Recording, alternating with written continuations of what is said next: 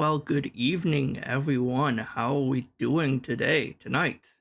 It is 9 p.m. almost. Time to get started, I guess.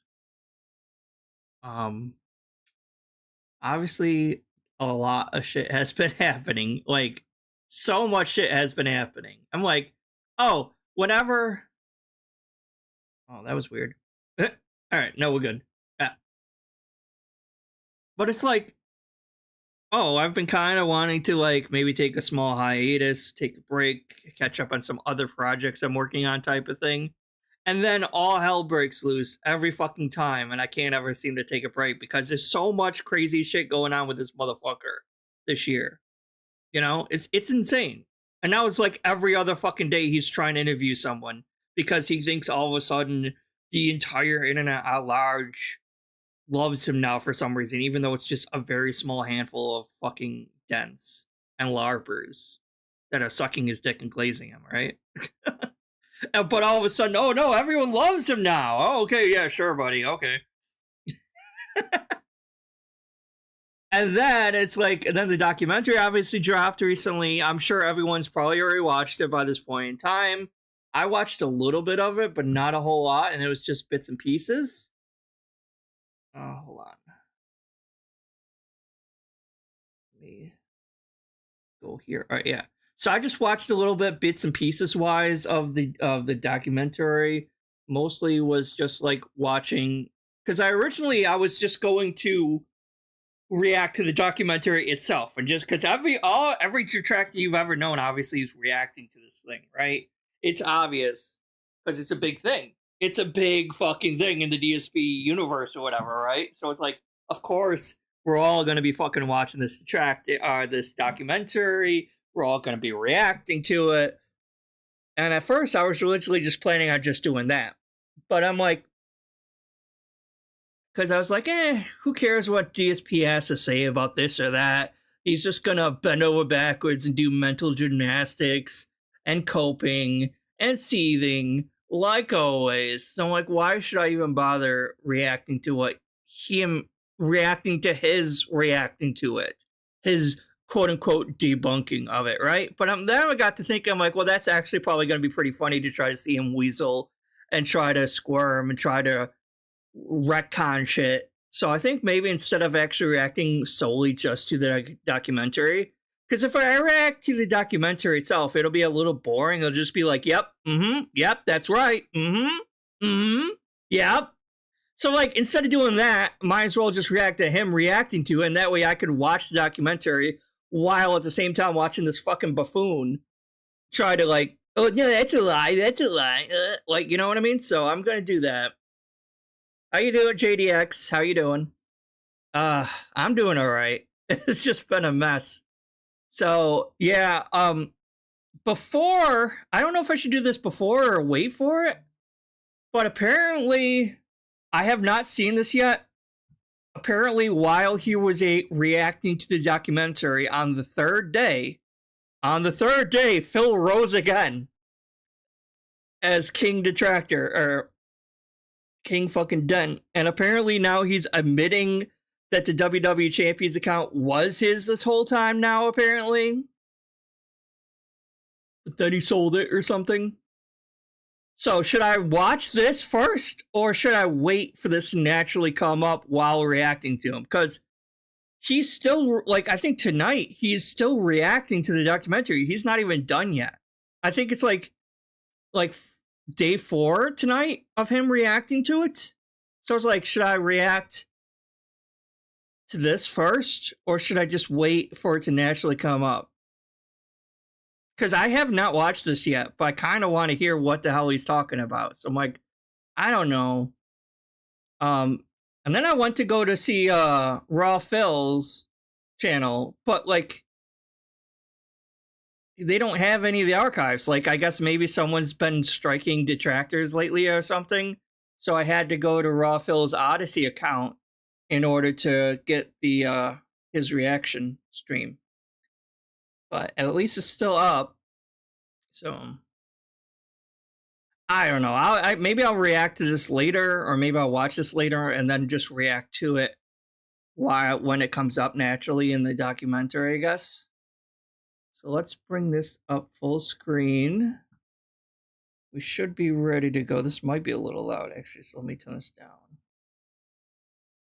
Testing. Yes. Let me make sure the audio works on this. Hold on. You know, it's like the people lost the plot at some point. Yep, it works. Okay. Actually, maybe I might have to turn this up a bit. Oh, that's good.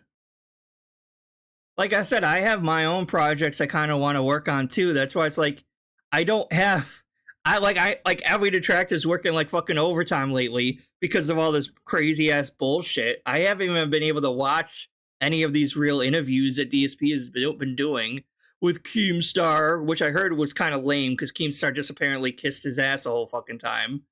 And then you had fucking the Kiwi Farms guy, Josh, I think, or whatever his name is. Like, I don't really care about that. Don't really care about that. And then one today was Stutter and Craig, which, as you all know, I really don't like Stutter and Craig or the side scrollers either. So, like, I don't really care about that either. But like I said, there's a lot of shit going on. So it's like, but I have other shit that I want to work on too. So it's like, anyway. So he should be just about to start reacting to the first part of the his documentary. Point, right? Yeah, it's a lot to catch up on. It's so time consuming. It's not. I appreciate you all with the early. Like, I've been trying to keep up on some clips and stuff, but like I said, like I don't like. Plus, with me working and everything like that, I just don't have the free time to just go fucking stream every single day with stuff. You know. I will shout out more as it comes in, if it comes in. Let's begin. Ready? Here we go. Let's get started. Darksydephil is a game creator and former fighting game aficionado that has existed in the online realm for over 2 decades. Oh, wrong. Absolutely incorrect. Wow, we just fucking started. Wrong. All right off the fucking bat. Why are we starting with him in this fucking leather fucking biker jacket over here too, by the way? At least he fucking had hair back then, but his hairline's still fucked up. I gotta call out Joon right away. Lord. No, I'm just kidding. I'm only gonna say stuff like that if like he's blatantly wrong on something. I'll call it out. He says that a lot. Joon the King is incredibly good at doing his research, so I would be shocked if he gets things blatantly wrong in this documentary at any point. We'll see. He has participated in the inception of Let's Plays, but has hardly evolved alongside them. Where most creators benefit from their window of fame, Phil, through insane spending habits, has almost nothing to show for it. It was only in 2020 that he filed for Chapter 7 bankruptcy, where the documents revealed his situation being even more insane than previously thought, due to his off-putting nature in that he will belittle his audience members while simultaneously petitioning them for donations. I need the money to pay bills, and I need the money to AKA begging Phil. You're a Lying about his beggar. finances and inaccurately portray criticisms against him, he has few allies left. Content creators, large, small, new, and old, avoid him due to this and the unique community of trolls that follow him. Varying widely in intentions and actions, these trolls share the commonality of hating Phil and archiving his fumbles to great lengths. There exists a spreadsheet that is updated almost daily that tracks nearly every donation, the top donator, when the stream began, and what game was played.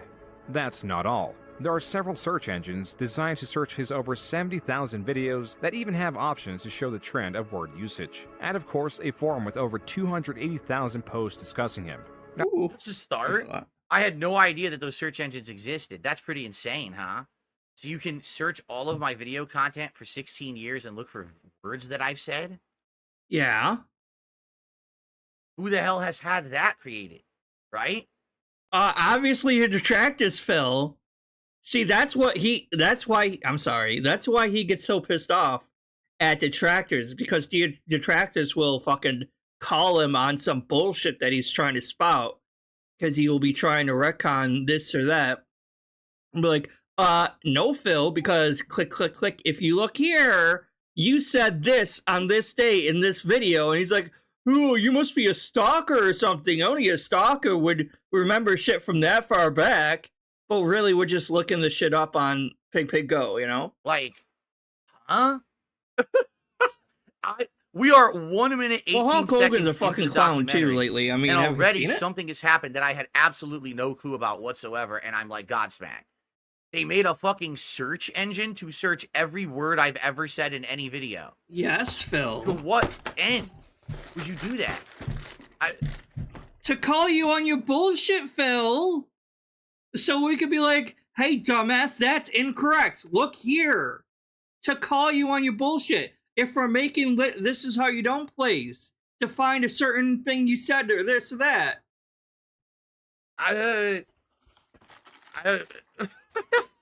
It would explain why he likes him so thanks, much. Spencer, for a super chat. I sometimes watch restreams, and when they moan about your donations, I send you another one. Thank you for that. Cave Teeth did a super chat. Phil got mad at Games chat. Can you believe it? Thank you very much, Cave Teeth. And it looks like Haseo has just gifted 5 memberships to the community. Congratulations to those of you who received those. That means that you get my emotes, and you also will not have to worry about the slow mode in chat. Like any professional, like, well, I mean, any professional streamer or anything like that, they would like read all the super chats and donations and stuff at the end of the stream instead of doing it currently. Why doesn't he do that instead of interrupting every 5 seconds? So-and-so donated this, so-and-so donated this. Why don't you just wait till the end of the fucking stream and then read it all off then, Phil? And if there's ever a members only like stream, like my weekend Sunday streams, you can access those immediately. So, okay. All right. Wow. 1 minute. I already had to pause and talk for 3 minutes. Let's continue. Not including side threads that would greatly inflate that number. While Phil is covered to great lengths, information is hardly ever centralized or easily consumed, prompting the creation of reasonably shorter videos dissecting different elements of his life. This video, perhaps unreasonably so, will attempt to tackle it all. Unreasonably so. Now that I like. And he did put that in there. The dark side of the moon. Look at that.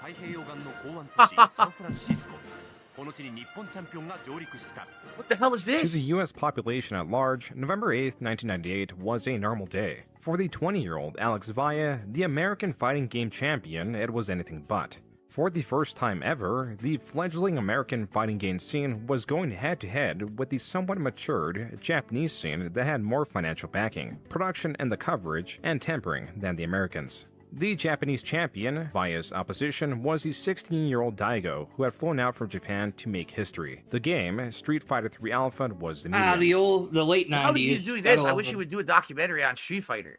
Because, like, there's very few, like, really good documentaries about the past of Street Fighter. I wish Joon would do that instead of drama about me, because I would love to watch this. You know what I mean? Kind of what all Joon does is like drama on different failing YouTubers. The funny part about this is, even what he's talking about right now had drama involved. There was drama where one guy was supposed to win, but then apparently the brackets were rigged. So then the West Coast players, including Valle, got to go to Japan instead of the East Coast players. At this point, I wasn't involved. So this is just background. This has nothing whatsoever to do with me. I wasn't into the competitive fighting game scene until a little after this. This could go any way, though the Japanese had the perceived advantage. That's why Valle's victory in the first match intensified the competition. As the match rules were best 2 out of 3, Valle had to win one more match to be crowned world champion, and so Valle continued his aggressive strategy and tried to put pressure on Daigo. Daigo, however, began adapting and started finding openings, anticipating Valle's attacks. Adaptation was never as important as it was here in the finals. Both sides were exposed to strategies they had never been exposed to within their local competitive scenes. With the advantage on Daigo's court, he won the second match. At this point, the outcome was hardly predictable, as both sides were solidifying their strategies.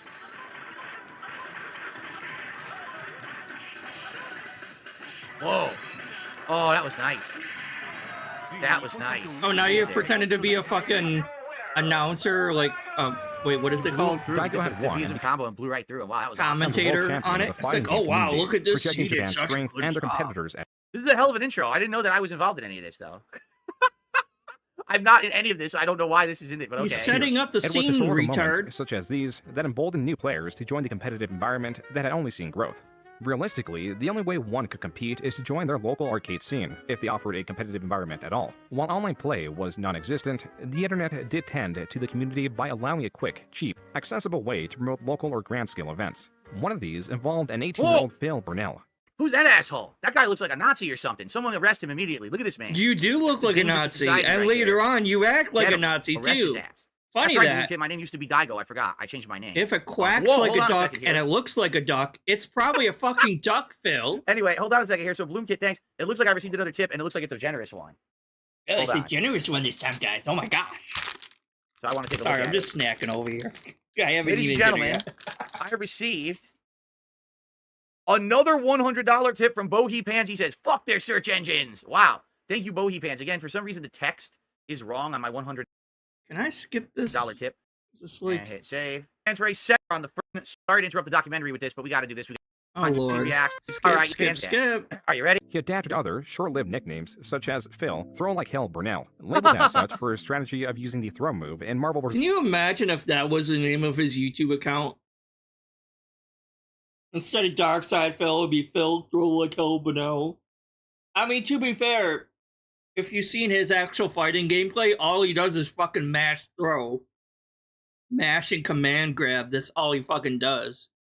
Capcom competitions that was viewed as unbalanced. Quote, everybody said that my victory was so quote-unquote cheap, and that I had no skill, unquote. They were right. I have no idea what he's quoting from. This must be like ancient posts. Phil was performing well in his local gaming scene in Bridgeport, Connecticut. The next natural step was to attend ECC, or East Coast Championships, that hosted various fighting game competitions. Add to that, he said he would attempt to go. Phil had experience attained through many years spent visiting his local arcades, an experience that would otherwise be described as a fruitless pastime. The elitist nature and other unfavorable qualities that Phil was showing were more acceptable in these communities than they would be in others. And he did have that one thing that made him memorable, his aggression. Quote, I see it every day in my town. These little fucking wimps who call themselves quote-unquote thugs and pretend they're quote-unquote tough mofos. Well, if I ever get into a fight with one of them, hand-to-hand, I guarantee you I'll be the one standing backwards. This is, it's so dumb. Can you imagine Phil ever in a fist fight? I mean, obviously he like fucking cried and begged and used that the fact that he was an alcoholic to get out of the fight with Jaha. When in reality, Jaha should have just kicked his fucking ass the whole time. Like, Phil might be a totally different fucking person today if Jaha actually beat his ass like he was supposed to. But no, instead we got this. Like, everything in his fucking life adds up to where he is currently, being the total fucking narcissistic piece of shit. When if just one of the people fucking didn't take his bullshit lightly and actually, like, gave him the proper reprimand that he deserved for the way he was acting, he might have actually learned something from that. But no, we can't actually have that. It's 100% e-thuggery, as they call it. Back then, all right, my life was pretty boring because I think he'll talk about it, that in school, I was basically pushed to be the best I could be by my parents. So essentially, I was like constantly studying, doing schoolwork and shit. My escape was to go online and to become this crazy e-thug persona, almost like the heel of wrestling, right? I'm the big man. I'm the tough guy. So I'm going to go on the forums and I'm going to go on fucking chat rooms, like IRC chat rooms for fighting games. And I'm just going to talk. But you had nothing to back that up, though. So if someone calls you on your bullshit, you don't have any muscle. Yeah, I know he loves to pretend that, and I'm not one to talk because I'm obviously not, like, I don't have any fucking muscle either. And I'm not really I'm not a fighter at all. I'm not one to talk, but I'm not the one over here, like, antagonizing fucking people randomly online like he is. You know what I mean? Like, he's writing checks that his ass can't cash. You know what I mean? So it's like, maybe in the future someday would call you out on that shit, Phil. So maybe you shouldn't have been doing that, you retard.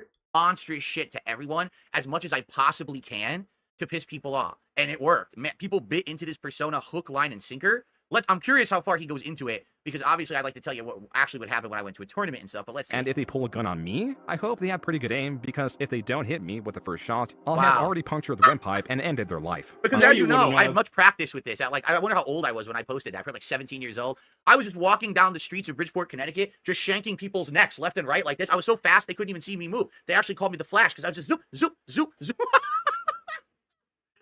I was an idiot. This is so stupid. I was a complete asshole online. Unquote. This was in response to the general aggression Phil received when utilizing his infamous throw tactics. While Phil's response teeters from excessive to entirely unrealistic. But Phil, I thought you said that the area around Connecticut got really bad and it was really dangerous, and you were so scared to ride a fucking bike because someone might steal it or some shit like that, right? Right? But according to you, you were the reason it was so dangerous, Phil. Does expose. I mean, he's talking shit to what could he's talking shit about what could possibly be actual like thugs or whatever, and he's talking shit thinking that no one's gonna call him out in his bullshit. viewed himself as a macho, hardened, threatening individual, and that's why he chose his new name, Dark Side, which was directly influenced by the song Dark Side from the band Crazy Town. I'm pretty sure I might have told him this, but the truth is, I heard the song, and I thought it was, at first I thought it was okay, but actually in reality, I hate the song now. Like, I listen to it, like, wow, it's terrible. Just like everyone used to Limp Bizkit back then. Oh, Limp Bizkit was great. Now I hear Limp Bizkit, I'm like, oh, I feel like someone just made diarrhea in my ear. You know, but that's how it was back then. All that kind of music was very popular at the time. The reason for the Y in his name in place of the I is to avoid readers thinking that his name was anyway attached to the Star Wars universe, That's as correct. that would be too nerdy. Phil provides other reasons for his demeanor, I such never as heard wanting the to act song, as so a I don't heel really in know his about development that. space. But... And so Right. Dark That's Side, right. as he was calling himself, was set on practicing and playing the newly released Marvel vs. Capcom 2. Though his Well, he palette got was his ass diverse, kicked. this is what his sights were set on. But there was an unforeseen issue. The game, released in February 2000, Hi, meant Theodore, that how it was you doing? untested and would not be at the East Coast Championship.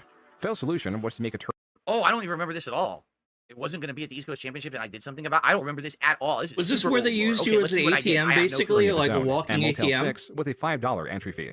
The results are unknown. What is that Phil was ingraining himself in his local community, and that he I don't just remember. I actually don't remember at all what happened. Is that? I don't remember. I don't recall. Is that a picture? I guess of there were. him? I don't remember that at all. But everyone wanted to play Marvel 2. And I guess they Yo. just couldn't get enough things. I mean, I entered Where the a hell did zillion Joon Marvel get vs. that Capcom picture? tournaments at ECC. I guess they just didn't have it at that one. I have no idea. I literally have no recollection of it whatsoever. Let's see. Purple Wiggle Yum Yum. Thanks for the super chat. And looks like there is a tip here to shout out quickly, and then we'll continue. Ugh. I don't remember that at all. But that's how it was back then. Like, I would just take initiative. If something was going wrong or whatever, oh, they're not gonna have this game. Oh, let's just fucking have a tournament. You know, it's asking me what bitrate. Nice. valedictorian. A valedictorian is the highest ranking student of a school's graduating class. The bestowment of such a title opened doors of opportunity. Ivy League Which is so insane that, like, his mental acumen has dropped so fucking much. It's like, I don't see how the hell he could have been a valedictorian of any school, given how little that he knows now. Because he can't even do the simplest fucking task now. So it's like, and I get it that, like, gin is a thing, and, like, it fucks your mind up, and it, like, basically rots holes in your fucking brain, but holy shit. Unless he was, like, valedictorian of, like, the special ed class or something like that. But other than that, how the hell could he have been valedictorian of anything? And he very clearly learned nothing from his business degree. You know what I mean? It's like, he obviously learned fucking nothing from his business degree, because he never, like, he doesn't understand business at all. He doesn't put any of that into actual practice. colleges were in his purview, but he wasn't in theirs. Yale rejected me. Harvard rejected me. There were 3 of them. I can't even remember what the 3rd one was, but every Ivy League school that I applied to said no. When you want to know why they rejected me, it's this simple: because I'm a white male. Where there is Phil Burnell, there are bound to be inconsistencies. Oh yeah, because you're a racist piece of shit. That's why they rejected you. No, Phil, you weren't smart enough. And all be all, you obviously weren't smart enough for a fucking scholarship. Whoa, he ended the quote. He didn't finish the quote. I'm gonna see if he finishes the quote. If he doesn't finish the quote, that's kind of messed up, because that's not what I said. At all. Oh, okay. Here he states that it was because he was not racially diverse enough as a reason for not getting in, then later flips the excuse. Just off of that premise, it wasn't my extracurriculars, it wasn't my academics, it was based off the fact that I wasn't a rich white person. Okay, now he said it. I'm not a rich white person. I needed the assistance, the financial assistance, okay? If I was offering I'm pretty sure Yale and Harvard don't offer financial assistance. They don't have financial aid to fucking Yale and Harvard, Phil. Like, yeah, you could win a scholarship, but they don't have financial aid for, like, Ivy League schools. to just pay them the entire tuition, maybe I would have had a better chance, but I was a valedictorian who had tons of extracurriculars, all the qualifications. you would Doesn't think to get matter. into Ivy League college. Does my not advisor matter. and my high school told me, yeah, you're exceeding everything. You absolutely have a great chance of getting into Sure, Ivy League. they told My them problem was that. I couldn't afford it. So I had to apply for financial aid, and the moment that you do that, Phil is so dumb he can't even take advantage of white privilege. That is pretty pathetic. there you go. Just so you guys know, I don't know if he continues with the story, there were kids from my high school who were not valedictorian, who weren't even in the same level of classes as me, that got into Ivy League schools. They were athletes. So I bust my ass in high school to try to basically prepare for my future. I worked my ass off to get a good future. And then I'm told, sorry, you're white and you're Maybe you should have been an athlete then instead, Phil. Because, of course, if you're an athlete, that's going to open a lot more doors because for some fucking reason, all colleges care more for their actual sports than their academic prowess, it seems. So, of course, if you, like, want to be, like, a famous footballer and you're going and doing football, that's going to be a lot easier for them to accept you into those colleges for that, as opposed to actual academics. But again, it's like, who knows how good his actual grades were at the time, given that, like, it was a private school. It was apparently it was a very small private school. It was not a very prestigious, very big school. You're not rich. We don't want you. You know, maybe if you qualify for one of these other check boxes that we're looking for, we would have had you here. But we're not looking for people who are smart. We're looking for all the check boxes. That's literally what happened. I even said, I went to my advisor after I got turned down, and the advisor told me that. I said, don't feel bad, because this happens all the time. This is not you. You worked your ass off. You're the top person at this school. There's nothing you can do about it. Go enjoy life, and don't feel like you failed because you didn't. Don't feel like you're a failure, even though you totally are one. Thank you, Dick Jones, for 5 gifted memberships, by the way. Phil provides for not getting in is that he signed up for financial aid, which he claims triggered an immediate rejection from the Ivy League schools. Whatever the case, his future had more potential. I'm pretty sure most Ivy League schools do not allow financial aid. Like, you could go to any normal school and they would allow financial aid, obviously. But I'm pretty sure those bigger schools, you have to pay up front unless you have some sort of scholarship. And he clearly didn't have a scholarship, so you have to pay that shit. Than most. Throughout it all, he was still going to local tournaments. Here he recounts how the entrance for a local tournament doubled from 16 to 32 in just a year. He won this tournament, and with that, he is losing his potential. To make it big in this flourishing environment, practicing the game would have to encompass his life for nearly the next decade. And to finance the traveling, he took out various credit cards as his job selling yogurt did not provide enough income. Well, that's also not true. I didn't have any credit cards when I was young. I had credit cards in the mid-2000s, in which I financed my big Evo trips and stuff. No, I did bust my ass at that stupid health food job, pumping frozen yogurt and making salads, and I made a lot of money doing it, and it all went into my hobby. Pumping frozen yogurts and making salads. 15 years old. I wasn't even old enough to legally be employed. Oh, Phil was tossing that salad. You better believe. And all my money from that job financed my travel to play Street Fighter. It wasn't credit cards or anything early on. That wasn't until like the mid-2000s when things got worse. It wasn't my credit card. 2K4, the fighting game championship. Oh, Lord. 700 players from all over the world, Japan, Europe, North America, South America, all over, right?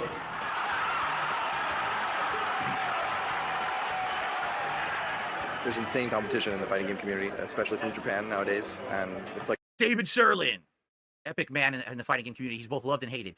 Food Shops with the super chat says, I miss the old Phil. He was so cool. Thank you, Food Shops. You know, who cares about the flash? You can oh my God, it's APOC. I haven't seen APOC in 5 zillion years. He's a top Super Turbo player from back in the day. Flash there. Make sure the gameplay is solid. No more. All these people better than you, huh, Phil? Inadvertently, the fighting game community is getting like a giant showcase in this documentary that probably 1 million people are going to see. This may be like the biggest piece of fighting game stuff in a long time. That everyone's gonna... I mean, you might be right there, Phil, because what is actual documentary at? Like over 500,000 views at this point? Because so many fucking people hate you, Phil. There's so many fucking people. Like, it's like one of two things. You ask a random person who's been online long enough if they know who Darksydephil is, they're either gonna say, ain't that the guy who jerked off online? Or they're not really gonna know you. You know what I mean? So it's like, but there's quite a decent amount of people who do not like you, Phil. Do not fucking like you. To see the old FGC from my documentary. That's pretty insane. I mean, these are kind of a cool window into the past. EVO, or Evolution Championship Series, was. But I don't really care that much about the fighting game community, and I don't think a lot of other people really do unless they were into it. Competition, controversy, diversity, and of course, increased attendance of Darksydephil. East Coast versus West Coast. So this was a stupid rivalry I had with a guy named Shady K from the West Coast. We hated each other. We talked shit online all the time.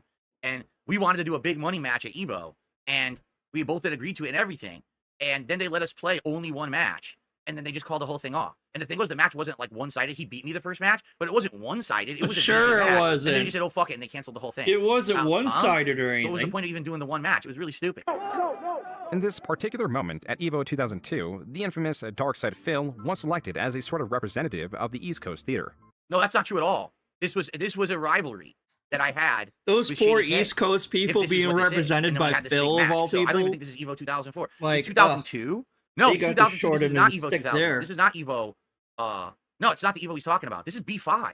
I think this is B5. Which one is it, before they even Phil? called it Evo, or this is the very first Evo. No, this is the very first Evo. This is the very first Evo ever was 2002. That's correct. So this is the very first one.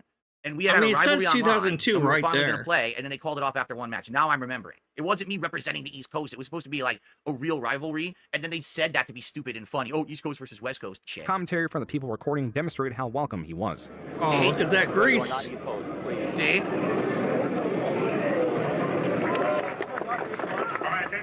Phil loses the match. I don't know who this person is, but they have a lot of grease in their hair. As much as Phil As promoted his Phil ability, does when it too, came to obviously. EVO, the player base was at an entirely different level than he was used to. Losses here were common, and people did not take kindly to his hostility online, where he was physically threatening his opposition.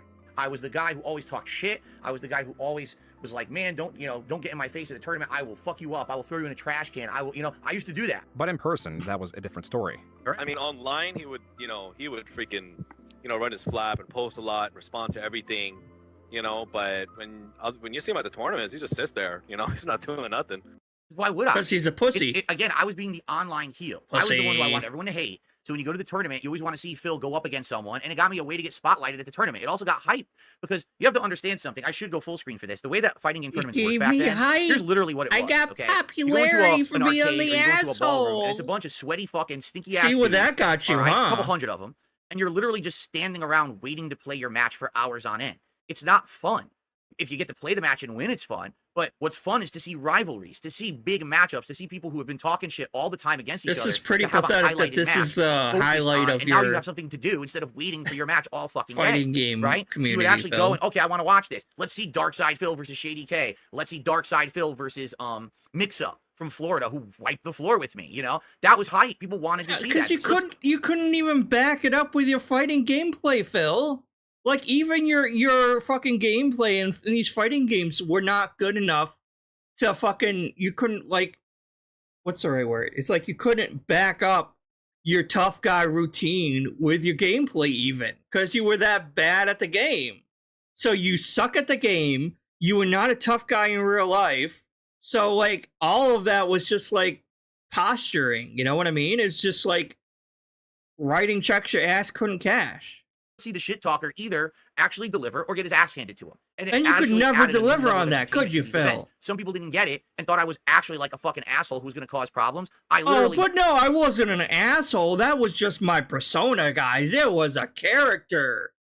Says the guy who doesn't ever do drama, and he's not into drama, and Keemstar deals with blood money because he covers drama and stuff.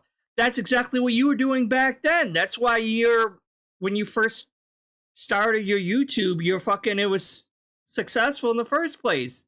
Because you were drama, you were creating this character. But then, that isn't a character, because it wasn't an actual character. He was just an asshole back then. And now he's trying to cover up the fact that he wasn't an asshole by being the heel of this, being the heel of that. How many times are we going to hear him say, that was my character, that was the point, I was the heel of this, Like, you fucking weren't. You were just an asshole. Admit it. It wouldn't even be that bad if he just admitted, yeah, I was a dick back then. Like, fine, we could move on. But the fact that you're still hiding the fact that you were an asshole, it's just pathetic.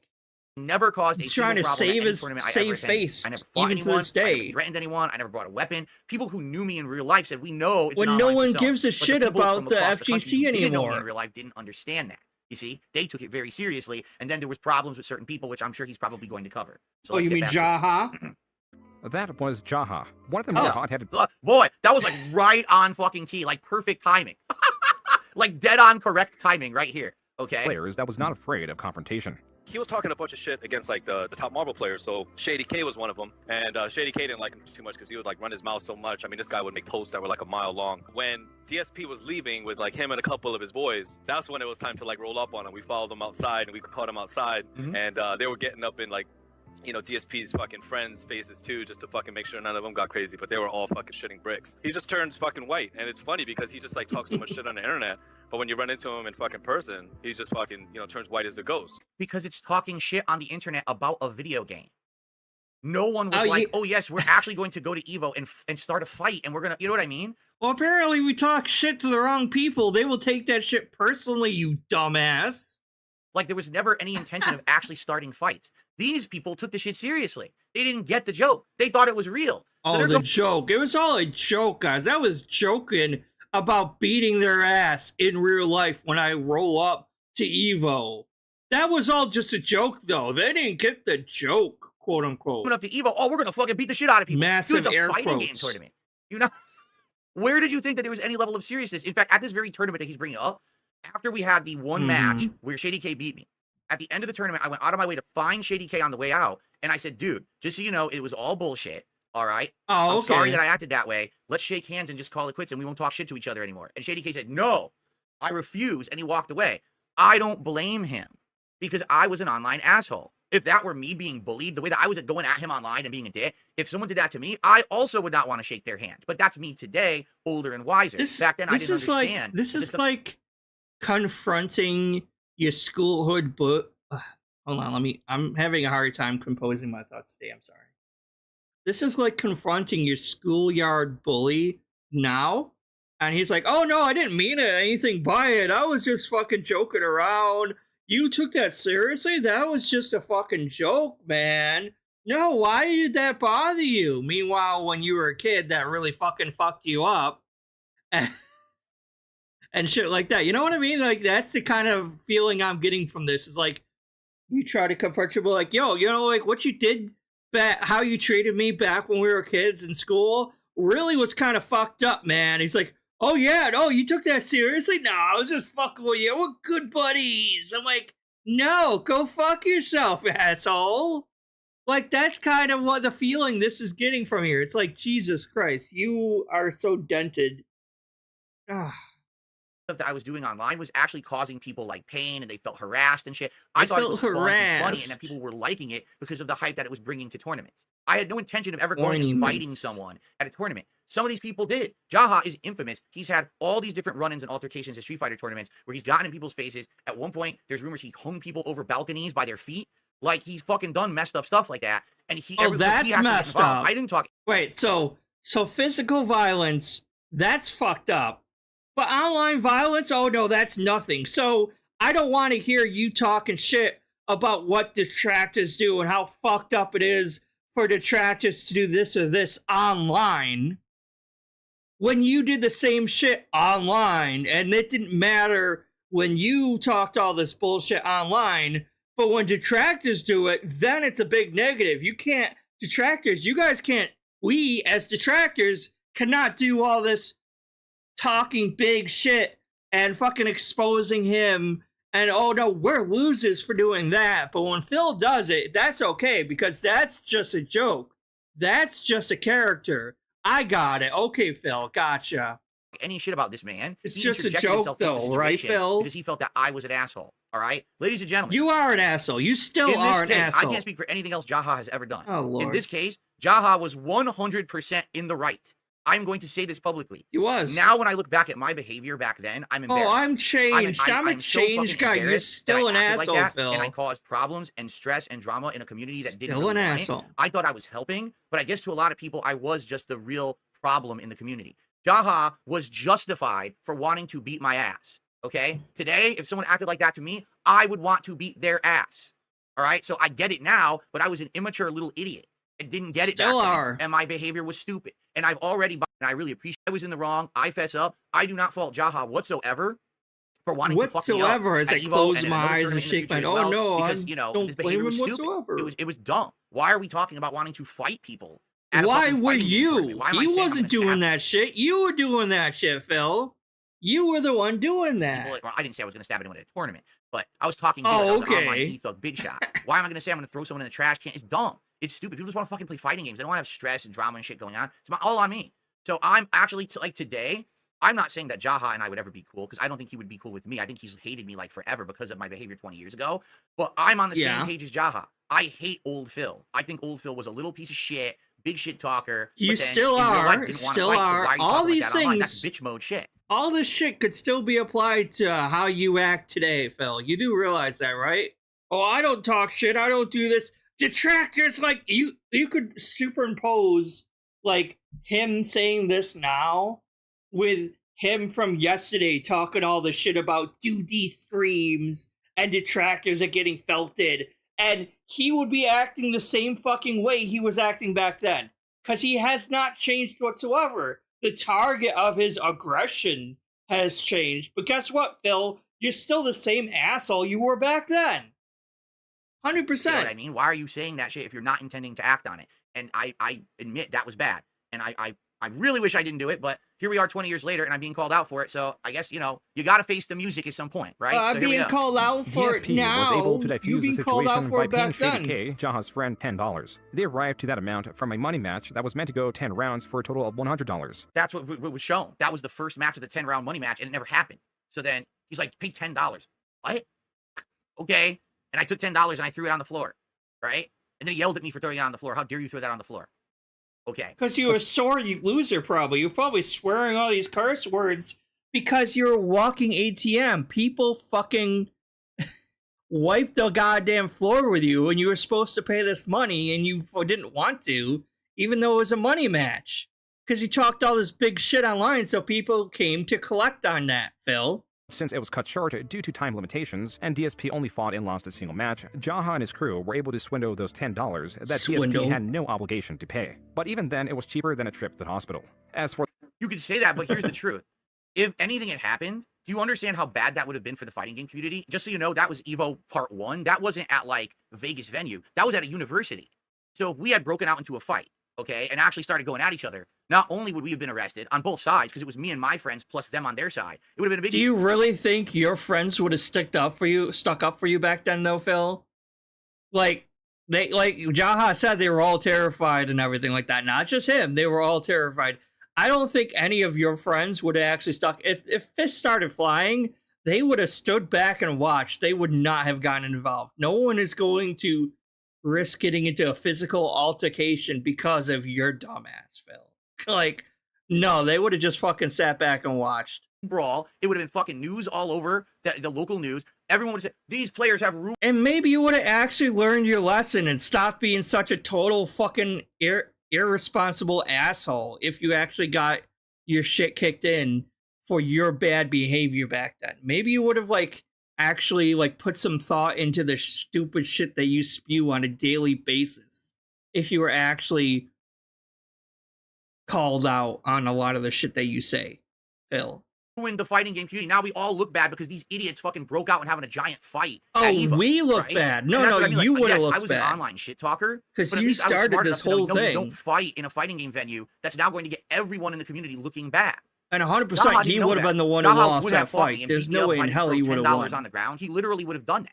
And I think that's why a lot of people don't like Jaha, because he doesn't know better. He acts Oh, it's on emotion Jaha's fault because he didn't know better. Okay. rather than rationale. He thinks he's doing the right thing by beating up the shit talker, but it would have made the entire FGC look terrible. So, you know, you got to try to figure out what's the best thing in each situation. I diffused it by Right. throwing the money down and say, let's get the fuck out of here so these guys we all don't all end up in jail, and then the FGC gets ruined because of us acting like morons, right? And they, like, the ego to be like, oh, because I got in a fight, the entire FGC would be burned to the ground and it would never recover because I got my ass kicked at EVO. Like, really? You not represent any part of fucking FGC, Phil. Let's see here. You So were Sylvan hated Blade, thanks back for Super Chat. He then. said, these are bringing back memories of childhood. You should do an IRL stream and go down to Dorkies in Tacoma. I don't know what Dorkies is, but thanks for the Super Chat. Clammy V with the Super Chat. Punk and Zhao Hai had a kayfabe feud recently. I have no idea what you're talking about. And 672 did a Super Chat. Should have in real. Shoryuken.com, or SRK for short, is named after a popular move in Street Fighter. DSP continued to expand his character, adding the tagline, The King of Hate. And the whole idea behind the King of Hate moniker was everyone hates me because I talk so much shit online, but no one can do anything about it because in person, I could hold up my end of the shit talking and win. Wrong. Wrong. Obviously wrong. You became such a fucking puss when push came to shove, Phil, obviously fucking wrong. So they could very easily pull up on you and do anything they wanted to your feeble ass. So yeah, they could. But it's like, oh, that was before, that was past me. But even today, he's like, oh yes, I'm the king and the king's tax. What is this right here, Phil? The king's tax. What are you the king of, though, Phil? It's like Kino Casino, like they fucking like psyopted you into bringing the King of Hate shit back. It's really funny. I understand that you got something you want to say about the DSP. Nah, I don't got nothing to say about that little retard. Down syndrome Phil. I don't even know who this is. Now, I have in no idea who that 2003, Phil's infamy grew to new heights after he was banned from the SRK forums. Even the smaller competitions he did win would not be received with commemoration, but ire. In addition to the displeasures at his victory, was Here what we go. appears to be You knew Lord. that they were going to bring this up? You knew this shit was You coming. little retarded ass site that you made? Yeah, we knew that was coming. Okay, so my early trolling attempts, okay, in the fighting game community, were basically me posting in chat rooms, posting on a forum, talking shit. Being sad and pathetic. When that got old, I was like, this isn't really working anymore. I decided to go the next level. I decided to actually purchase a website that would basically shit on everything. Like, the entire point of the site was try to shit on everything that entire point of the shite me in life, and it was very over the top. It was very, you know, strongly worded. It's not stuff that I would ever say or do today. This is like 20 years ago. Actually, it's more than 20 years ago, right? And you're probably going to laugh your ass off at the shit I said on this site, because not really shit in perspective. It was just lame. Back at some of the things that I said on this website, but I don't know if he's going to talk about it. This tophaters.com is a parody of a West Coast gamers site called topplayers.com. So there was this group yes, of Phil, Street we Fighter know. players that lived in California, and they thought that they were big shit, okay?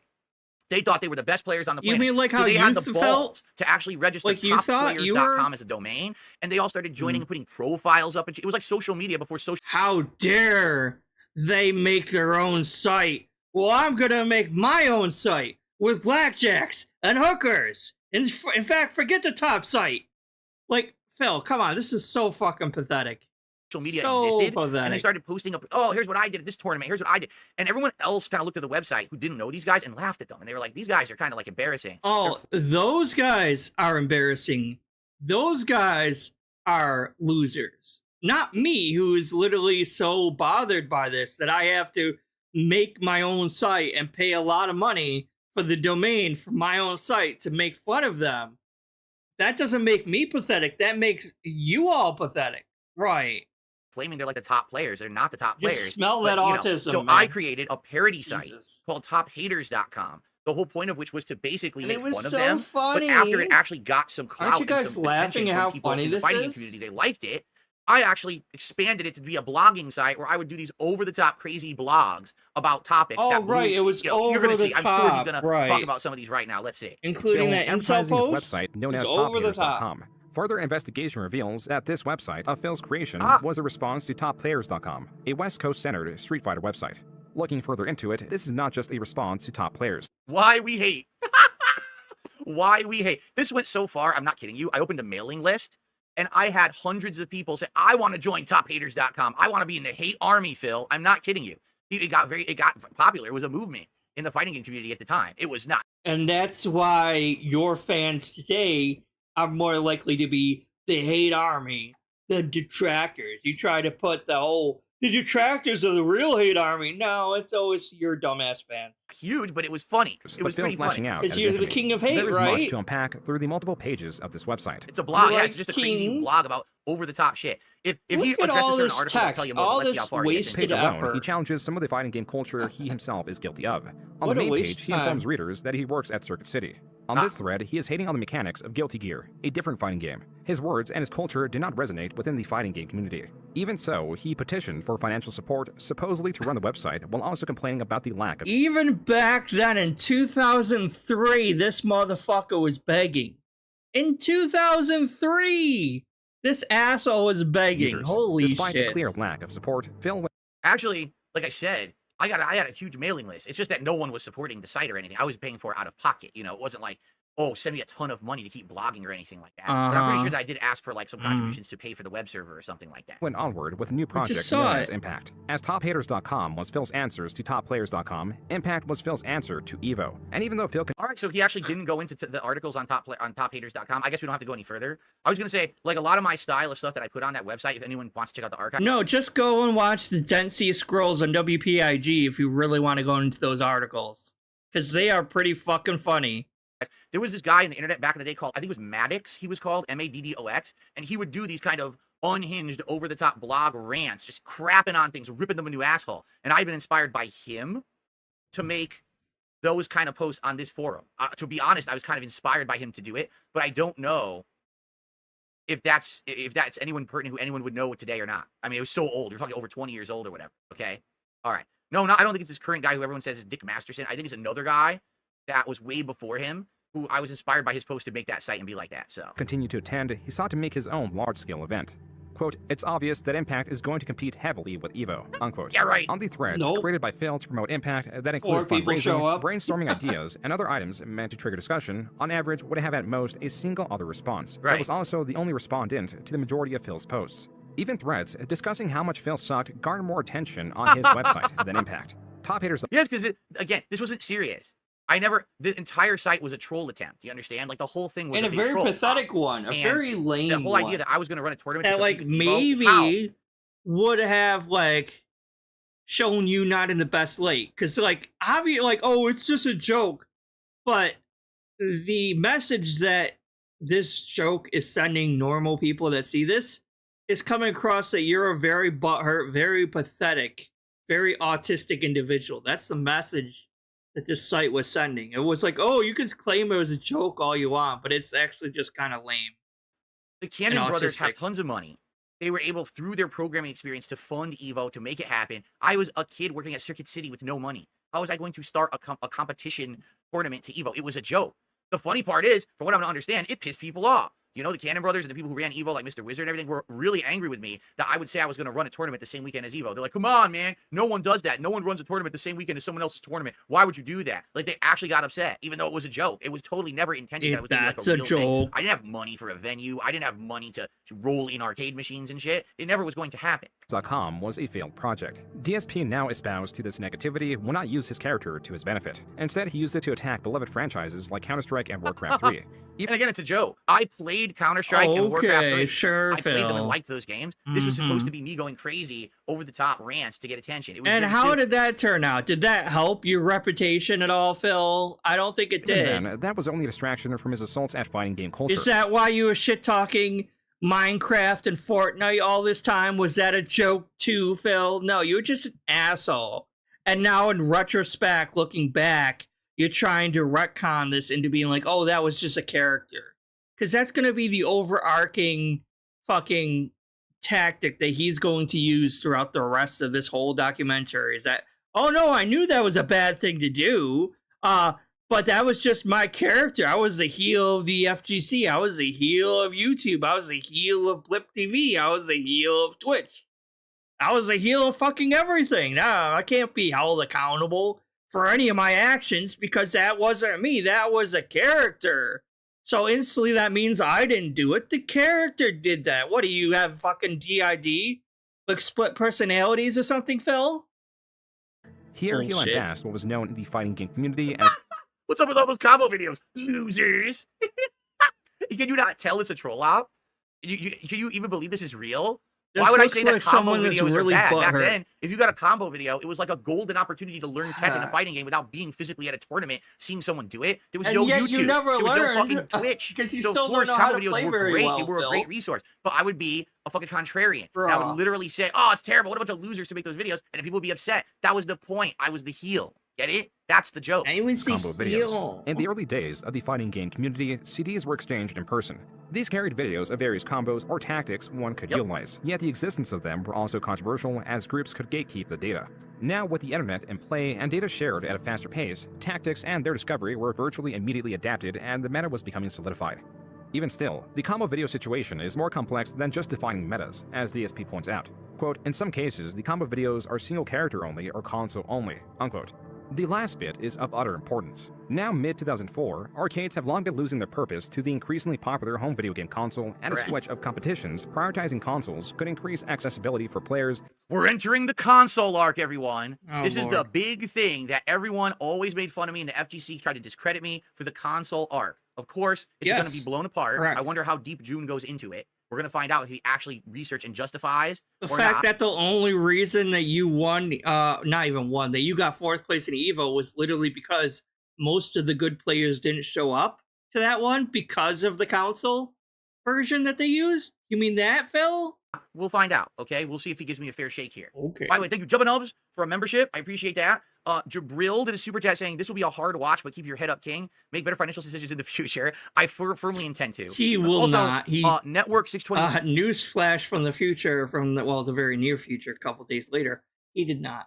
One had done a super chat saying, I'm glad you could finally admit the heel persona was not needed and unwarranted in the early FGC. Being an internet tough guy is always bad. Literally, an asshole. Reputation for the community. Just a troublemaker. This is what you hear. Skip That's what you donations. today. Like I said, I think he just has like a lifelong.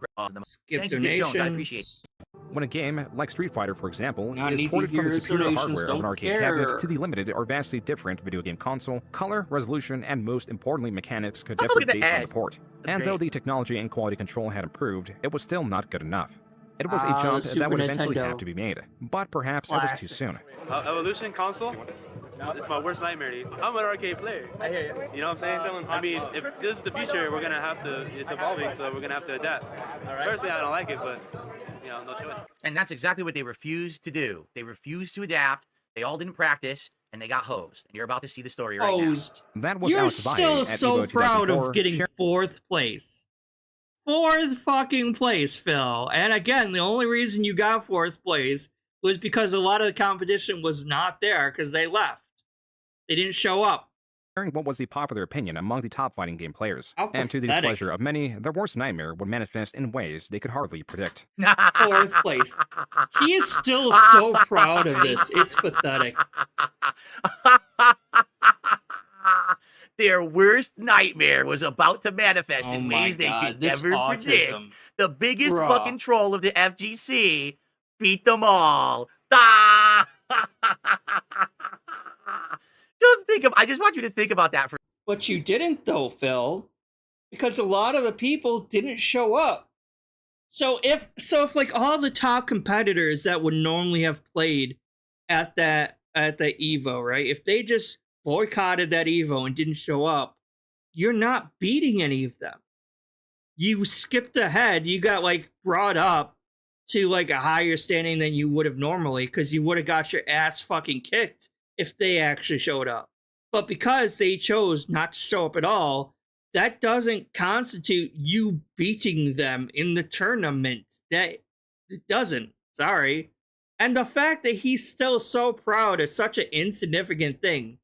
Like, I would understand if you got 1st place and if everyone actually showed up, you actually beat people and got 1st place, I could understand. That would be justifiable to be proud of, right? But this is just fucking cringe. The king of cringe, maybe. Jesus Christ. For a second. I want you to think about that for a second. For years, I was the one everyone hated or loved to hate. And then I went to Evo and I Still, beat. to this day, people love to hate you, Phil. That has not changed whatsoever. All the fucking top players in Super Turbo and made it the highest ranking American. You didn't beat all the top players because a lot of the top players did not show up, Phil. So again, that invalidates this entire argument because a lot of the top players did not show up for that Evo because of that. Spot in the tournament and they all were out and I was in. Dude, that is so fucking. And again, to it this wasn't day, first You place. can say as much as you want, but dude, here it is in black and white. I wouldn't really consider DSP sussy stuff though, Drake, but this is just cringe. Is what we're watching right now. Right there. You cannot delete the screen. It is there forever. There I am, 4th place. The top 3 are all Japanese players who were much better than all of the. So that doesn't count, apparently, because they're all Japanese players. And we all know that the Japanese people, they don't fucking count. Just America. Because America's #1, right, Phil? That's what you're saying? Fucking The Americans bullshit. at the time, none of us were going to beat them. They were hands down much better than us. But the fact. So excuses as to why I'm not 1st. that I just did what I did that year. And that's Did why they all what? hate me. They can't stay. The biggest troll actually was the best player that year. Dude, You weren't, though, Phil. Again, you were not the best player that year. And a lot of the actual good players that would have kicked your ass did not show up. That does not automatically make you the best American player that year. I'm sorry, it does not.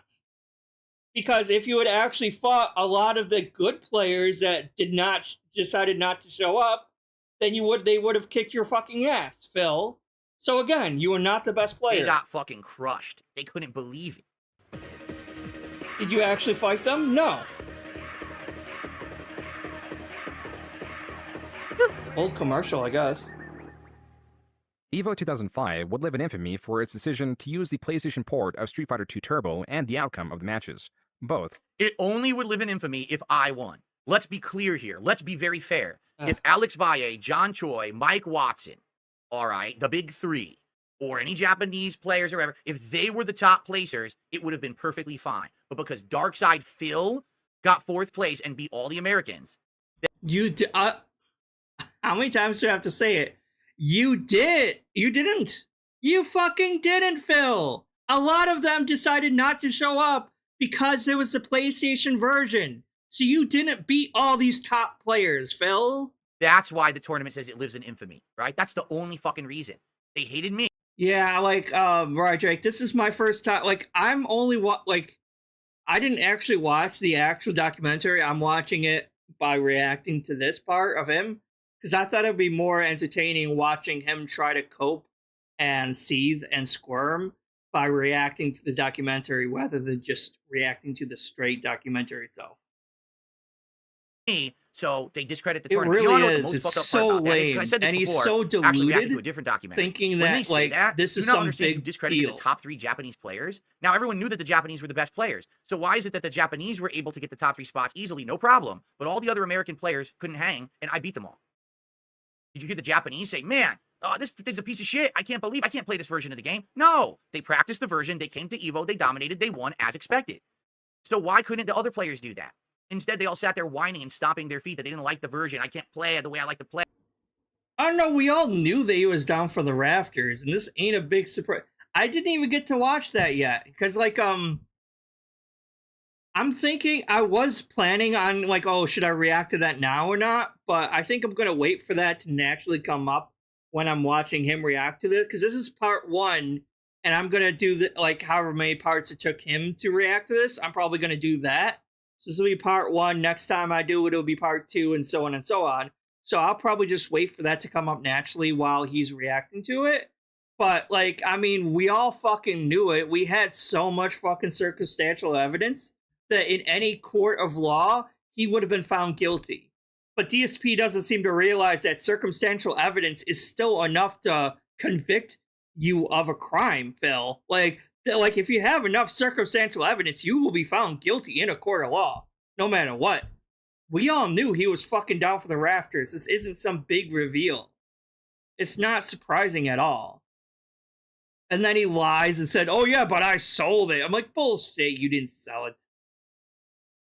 But again, it's like, Phil, there was a lot of very good FGC players that decided to skip EVO that year because they chose the console version of the game. So no, you did not beat every single professional fighting game player that year to be the top American. That's not the truth, Phil. Because if they were there, they would have kicked your ass. But they boycotted that. So you have a percentage of good players that probably would have kicked your ass way before you got to the 4th place. But because they boycotted that, you fucking got it. So you got it by a fluke. Same way you got valedictorian by a fluke. Because originally, it was going to be someone else that was going to be valedictorian, but they ended up moving or something, or they got sick, something like that happened. Blah, blah, blah. And then they got handed their asses in a paper bag by me. He is, yeah, he's racist. They can't take as that fuck. away. It Of doesn't course matter he if it's the is. inferior version. The Japanese adapted, I adapted, you adapt too. But they didn't like the fact that they didn't like me and I kicked their ass. That was the problem. Would receive protest in one way or another. In 2005, I think it was, the 3 of you were absent from ST Top 8. What happened that year? See? 3 very big fighting game people that would have kicked his ass were absent from that fighting game tournament, Phil. So, gee, you were not the top American player that year. When you play Bison and you hit a Fierce Flame and it only goes like 20% of the screen, you got a problem with the game. And you got some idiot named DSP who's a total piece of shit, by the way. He is. John Choi on the left, Mike Watson in the middle, Alex Valle on the right. There they are, the top 3 American players in Super Turbo, arguably of all time. And here they are talking shit about me. Okay? I like to get. That's, oh my God, that's not a good thing, Phil. And they were top 3 of them. Like, what was that? Hold on, let's go back a little bit. Hold on. Middle, Alex Valle on the right. There they are, the top 3 American players in Super Turbo, arguably of all time. The top 3 American players, arguably of all time. Gee, it stands to wonder that they would have kicked your fucking ass if they had actually shown up there, Phil. You would not have gotten 4th fucking place if they actually decided to show up. Time, and here they are talking shit about me. Okay? I like to get that on YouTube. And this was from 2010. This is a video I don't from know why 2010. racist I had people long are retired. racist. I wasn't I a think it has competitive something player to do with, anymore. I like, stopped low playing IQ Evo or since something. 2007. So I'm long removed from the fighting game community. I'm not talking about these men. I don't care about them. I'm a YouTuber now. I'm making YouTube videos, having fun. It's my hobby. I don't care And anymore. they Oh, decide you in a clearly 2010 care that interview you to dunk on got DSP, 4th who place doesn't in talk about Evo, them and though. doesn't care about that. So I've been in their mind rent free at this point for the greater part of what, That's 5 not a years good thing. since I placed at Evo Oh my 2005. God, They he just thinks can't that's like forget the fact some that I beat them all. big feat. But this guy thought he was hot shit because he beat me and Choi in a game that was like, it's like fucking Neo Geo conversion of Street Fighter or some crap, dude. First of all, I have to bring this up. Alex Valle did not enter this tournament. You spelled his name wrong, June. It's Valle. There's no second E in there. It's Valle.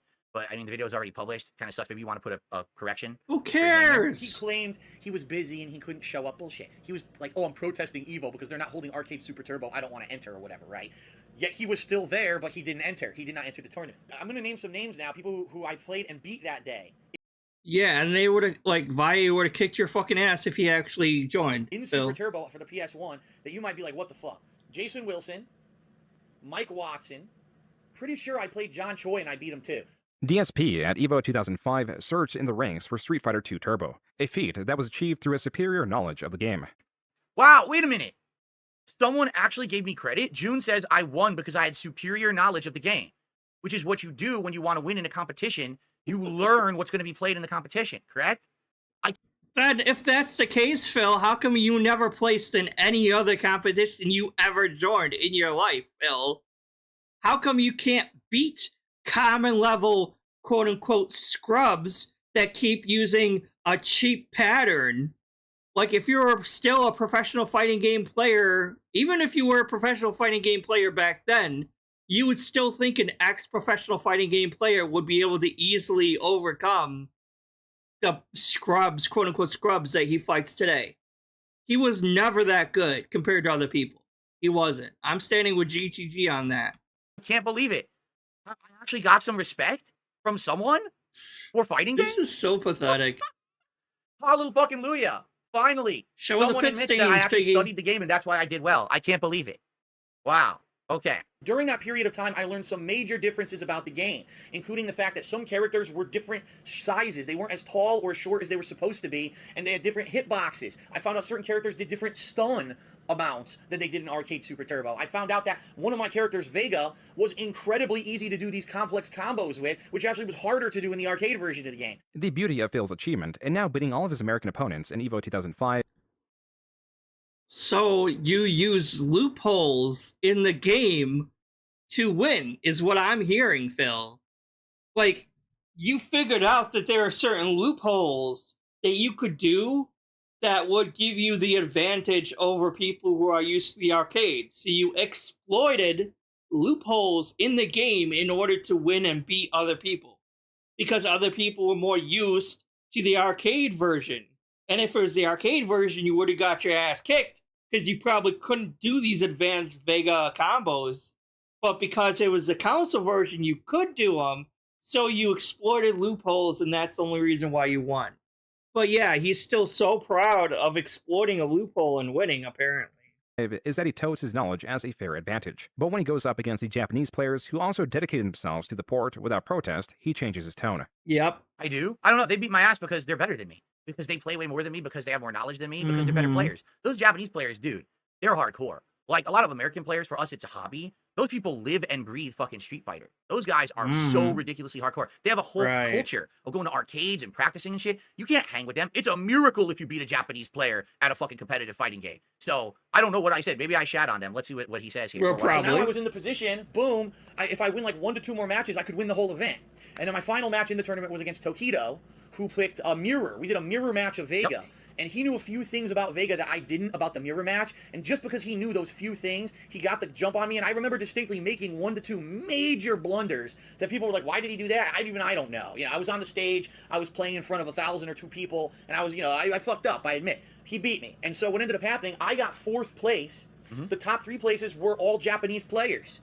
DSP had ranked 4 at EVO 2005 for Street Fighter II Turbo, and used these statistics to state that he was a top American player. The more he would promote this, the more he'll be scrutinized for the details around his victory. What's more, the details about his life outside of the fighting game community were less savory. I had to leave that. I love these overdue bills over here, dude. That's so great. Next to PS3 controller, just overdue bill. I told you to go to EVO 2005. I had racked up my credit card bills like sky high. I owed a ton of credit card motivation, how you doing? With more debt accrued, Phil moved back in with his parents and was working a job at Best Buy. Here, he was living off the high of his new title. Perhaps unrecognized and unvaluable to the population at large, that was not the case for his local competitive environment that were in awe of Phil's achievement. One day, my friend Tony, who mostly we were known for playing Marvel vs. Capcom 2 and Capcom vs. SNK 2 together, said, hey, I got a couple buddies who actually like Super Turbo, and obviously that's the game you're really good at. You want to go play with them? And this is the first time I ever met John Rambo. So this is probably between like 2005, 2006. Aw, that's when the bromance started. This is going to transition probably into me knowing Rambo and leading to being a YouTuber and all of that. Is that it for FGC stuff? I'm surprised. But I hope so. This is he actually annoying. Didn't go as heavily into it as I thought he would. I thought that he would cover a lot more. But it sounds like at this point, that's the end of it. So to give you like a butt end of this, never mind. Incidentally, sharing the name of the action movie character was becoming DSP's best friend. They shared an expansive list of friends as DSP continued to be revered in his local competitive environment. He was even allowed back on SRK and was helping run regional competitions. Maybe they should have brought up T a little bit in here. Say how you killed T, Phil. He was even fired from his job at Best Buy for using an employee discount to purchase equipment that would be used at East Coast Championships 2006. Now on unemployment, DSP's financial decisions became ever more reckless. For 2006 and 2007, I started traveling the country, playing in all what was considered qualifying tournaments for EVO, which was the big national finale. Think like there's qualifying games in any sport, and then there's the big finals, right? As I started attending all these qualifier tournaments, I was winning them. This is true, and this is footage of his victory at EVO East 2006. Whoa. The audio quality is so bad.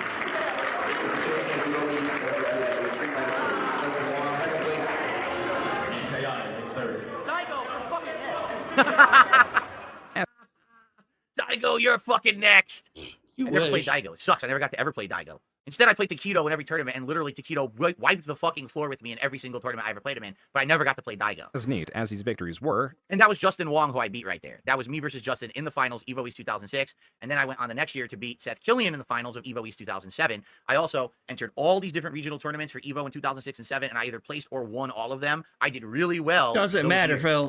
Does not matter. You only need to place, or you only need to win, I think, or place in one qualifier in order to make it into EVO. Doesn't matter if you win multiple qualifiers. It's a qualifier. It's not the actual final EVO stuff.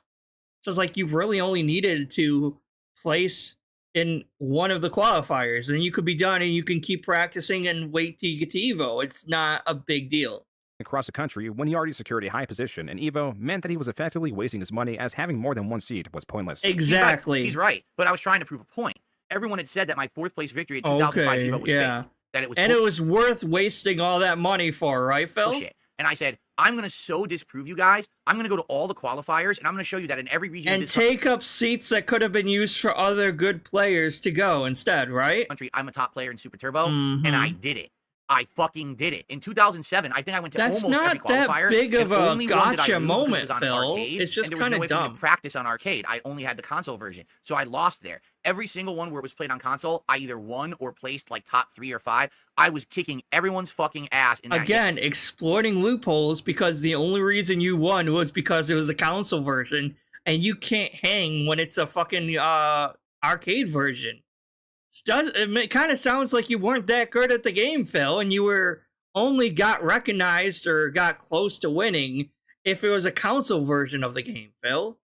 I completely proved that I was good at Super Turbo. Not really. And at this point, no one was talking shit about the quality or skill level of DSP in this game. People outright accepted that I was good. I was actually becoming well respected in the fighting game community because I stopped being an online shit talker and started putting my money where my mouth was and winning in tournaments. Wow, Phil is now seeded to be in the finals at EVO like 7 times. We need to actually take people who he beat and put them into the spots because we can't have a whole bracket that's just Phil playing. These victories inflated his ego beyond measure and created an even more aggressive Phil. First of all, you a fucking hypocrite. Oh my god. All right. The Alphaism radio show. All right. Again, with me being a stupid online troll. No exaggeration. Oh, Phil, I thought you said you stopped being a troll and you stopped talking shit and all this stuff, Phil. I thought that's what you did, Phil. I guess you lied about stopping talking shit and everything, huh, Phil? Talking shit, huh, Phil? I will tell you about this. I like being on the show because literally not once was I ever serious on the show, okay? I would only call into this show when I was completely fucking drunk.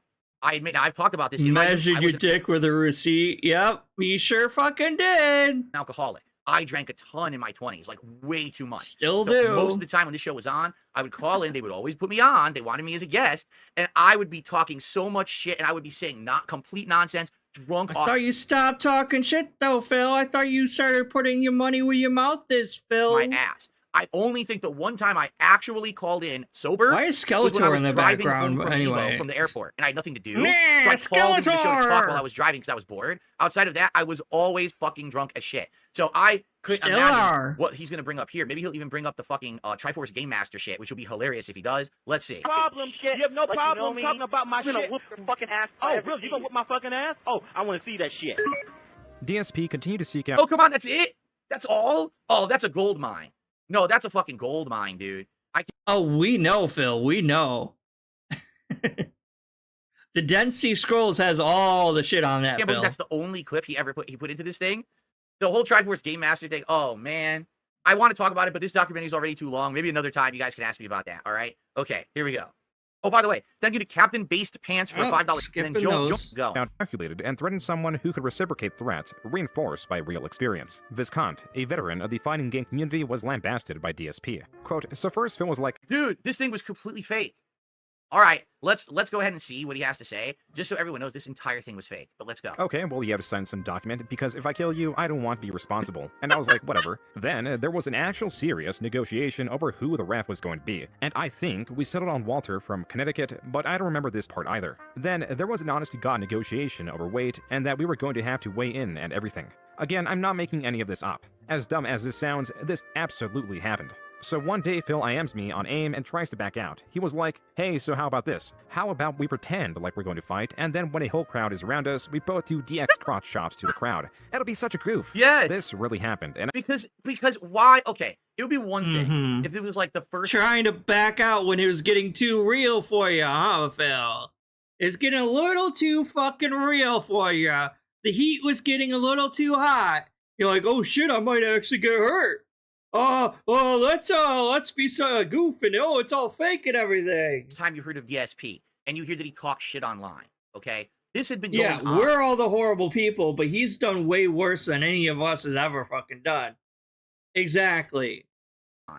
For like 6-7 years. Like people knew of me since but 1999. It's fine for me being a troll. And by the way, chronologically, because I'm a heel and it's a character. But I think this is. You guys can't be detractors. So I don't know. I gotta think about this out. chronologically, right?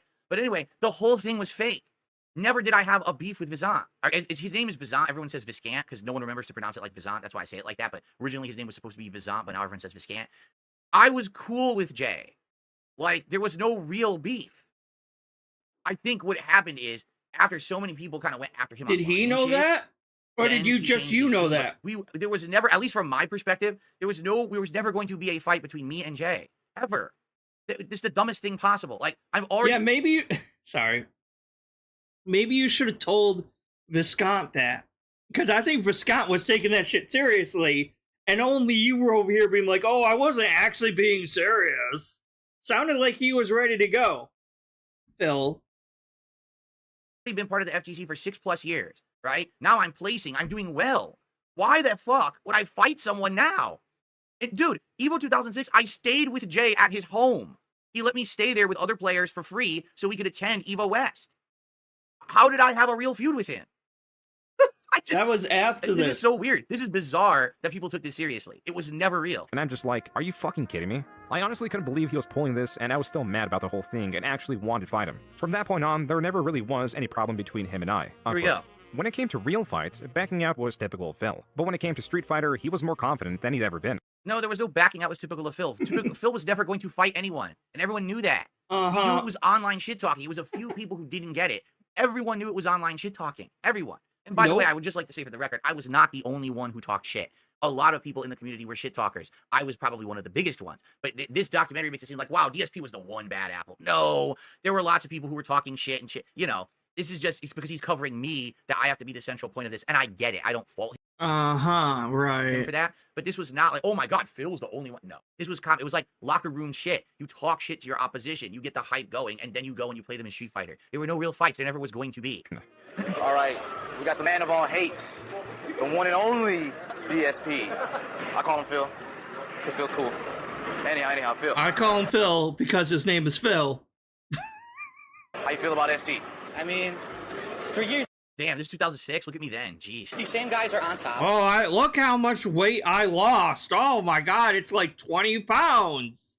Such a difference. Oh, but remember, this was when he was weightlifting. My bad. I forgot he lifted weights back then. No, you didn't. And yes, I'm talking about John Choi. I'm talking about Alex Valle. Playing ST, placing, okay, they're good. But to disrespect the people that got top 8 at Evolution, to make excuses because it's on console, it's ridiculous. There you go. You heard it from DSP. Straight from DSP. DSP, thank you. Check out the shirt. Take this, bitch. Hey, Dad. Could Phil really back up these claims, or on the other side, could Valle beat Phil? Alex Valle, this guy right here, living legend, Street Fighter scene. First and foremost, you know what I gotta ask you. The ST beef with DSP. I don't even consider it a beef. It's like another scrub, another day. Yeah, you see? But it's shit talking. That's fine. Like, I like that he said that. That's how the FGC was. We would completely go back and forth and talk shit. That's not disrespect. No, I think Alex Valle was actually being honest, because you are a fucking scrub, and you always have been a scrub. Giving the rub. You know what I'm saying? Ooh, you said that about DSP. That's cool that Alex Valle said that about me, right? That's what I mean. I talk shit about him. He talks shit about me. There's no beef. We This don't want to fight guy's each other. delusional, that man. was how it was. I mean, we all it was knew he was fun to be delusional, like but that. As chance goddamn. would have it, they actually did compete at EVO 2006. Yeah, and he beat me in that one. And then I beat him the next year. I think we're 1-1 in tournament right now, actually, technically, if I remember correctly. First match, finally. Oh, on stage, Phil versus Alex Valle. I'm like, oh, great. It was a decent match. I lost. And I was like, motherfucker, you know, all this practice. I waited all day. Basically, mind-fucked me waiting all day to play my match. I finally play Alex Valle. Oh, yeah, that's the reason why. Phil, now in the loser's bracket, still had a chance to redeem himself. And after working Tokido! his way through, Fucking Tokido. Tokido, you son of a bitch. All right. Before I die, I demand publicly a rematch with Tokido in Super Turbo. Before I die, I want to have... Hold on.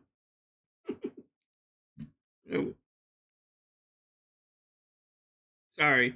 Have my mouth full at the second time. Tokido, you son of a bitch. All right. Before I die, I demand... You know how, like, we like to say that DSP runs in cycles and shit?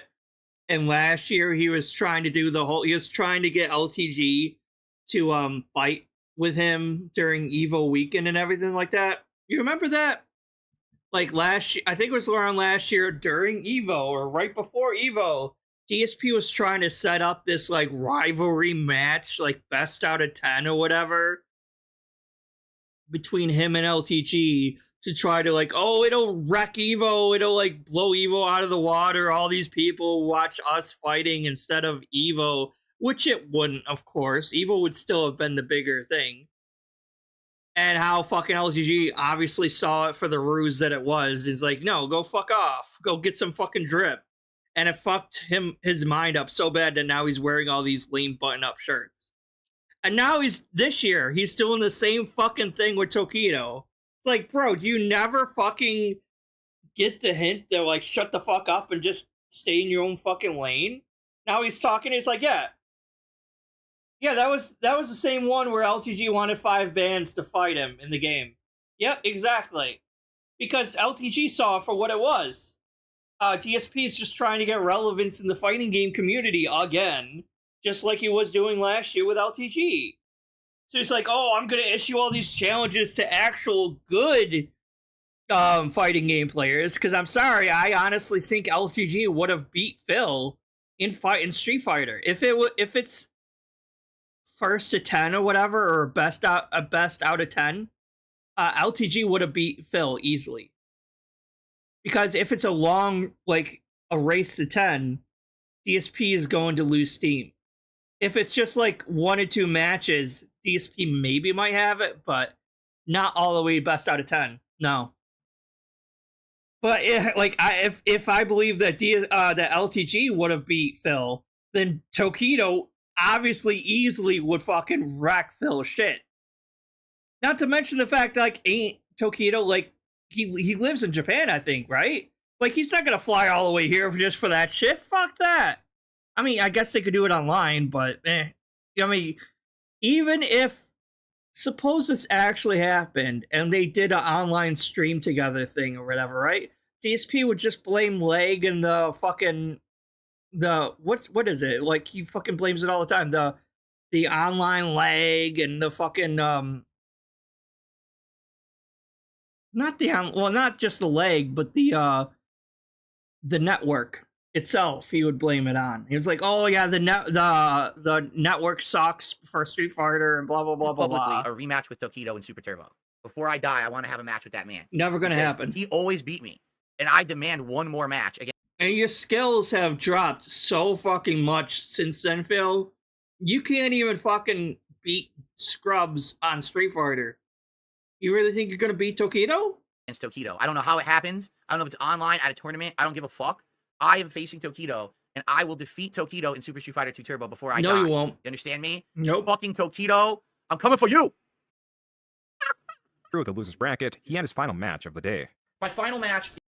Sorry. You can't even beat Piece of Peace and Raw Phil, but you think you're gonna be able to beat Tokido, okay. He's against, guess who? Tokido. Now, this is the guy who beat me in 2005 on stage mirror match with Vega.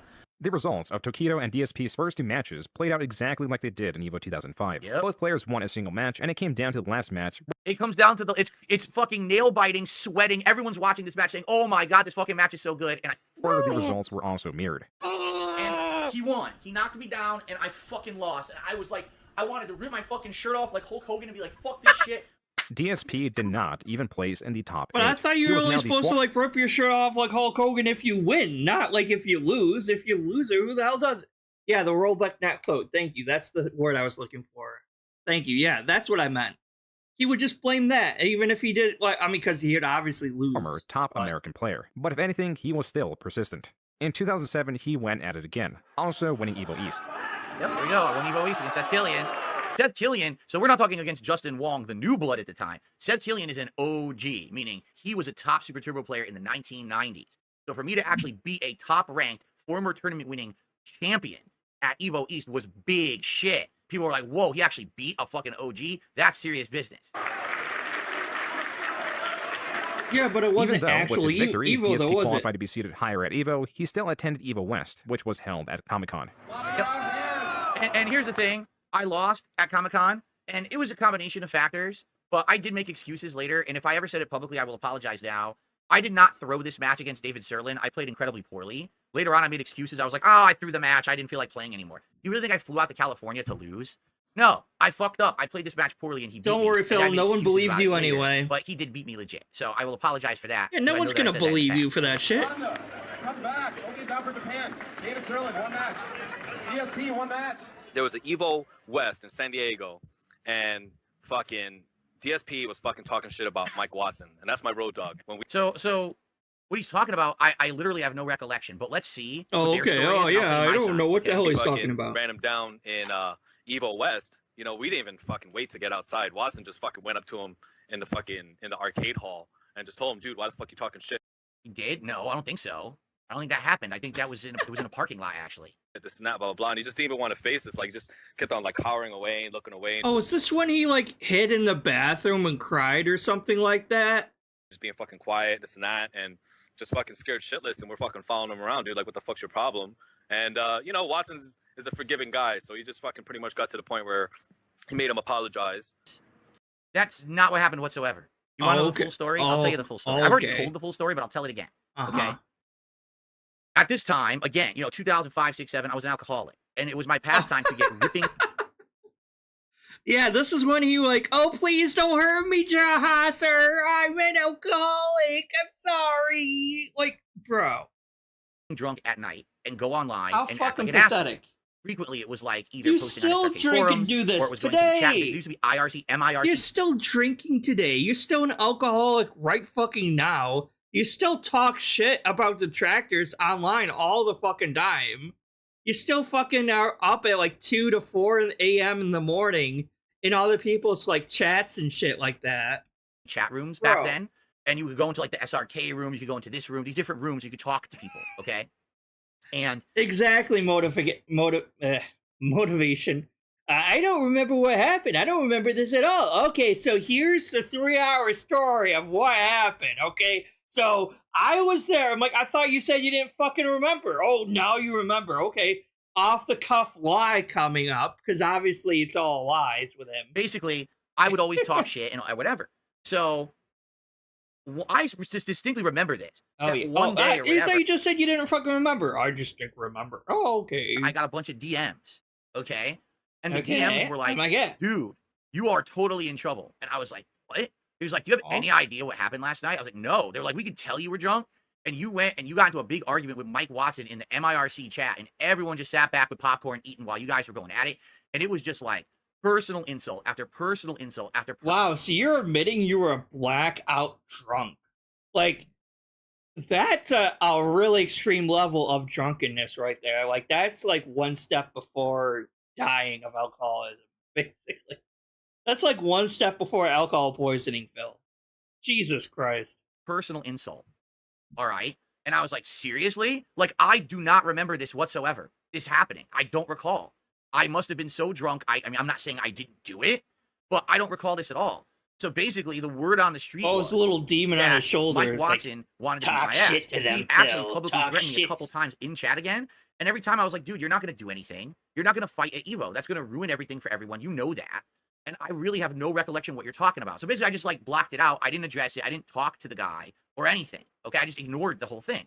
I went to Evo West, and after a bunch of matches at one day, I don't even remember what day it was. It was before these finals. Okay, I was walking back to the parking lot with Vizan, Jay Snyder. Okay, we were together, Viscant, and because remember I was staying with him, so he was going to drive me back to his place. Now I don't know if this was a setup or not. Sometimes I do suspect that maybe it was a setup, and they were in cahoots with him or something. But all of a sudden, already like in the parking lot or right there coming around the corner was Mike Watson and Jaha. Okay, now I don't understand why Jaha had to be involved. This had nothing to do with him. This was between me and Mike Watson, but Jaha was involved, okay? Because so you're scared of him, obviously. And he's basically saying, why did you talk all this shit online, and why did you do this? And I'm like, dude, like, literally, I'm like, I actually have no idea what you're talking about. I really don't. And when he really got in my face, and he goes, well, why? I don't understand. How could you not know? I said, I admitted to him right there. So he basically is just like, oh, yeah, no, it's just when I get too drunk, my alter ego steps out, and my alter personality steps out. And I talk all this shit, but then he goes and hides inside of my brain, and that's who you're mad at, not current Phil, past Phil. You're mad at, not me. You're mad at drunk Phil, but drunk Phil isn't here anymore, so you can't beat up sober Phil about this. You gotta wait till you find drunk Phil and beat him up. I said, dude, I'm an alcoholic. Every night I drink, and I just go online and I act like an asshole. So I actually have no clue what you're talking about. I apologize if I said something personal that really pissed you off. And then it was basically like Jaha was getting in my face. He was like, well, I'm going to fuck you up anyway. And I said, no. I said, if you're going to do it, go ahead. And I put my hands behind my back just like this. And I said, if you want to fuck me up, go for it. You have the right, I guess, because I don't know what I even said. Right? I really have no clue.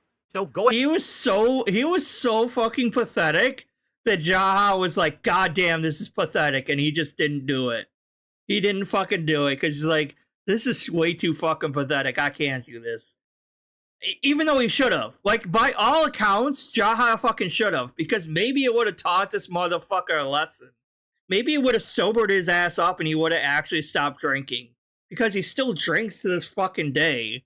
So maybe he fucking should have beat his ass. I would have. Go ahead and beat my ass. I'm not going to defend myself. Go ahead and beat me up. And I just stood there like this. And basically the two of them were like shocked that I did this. Because they thought I was going to try to fight them or something, right?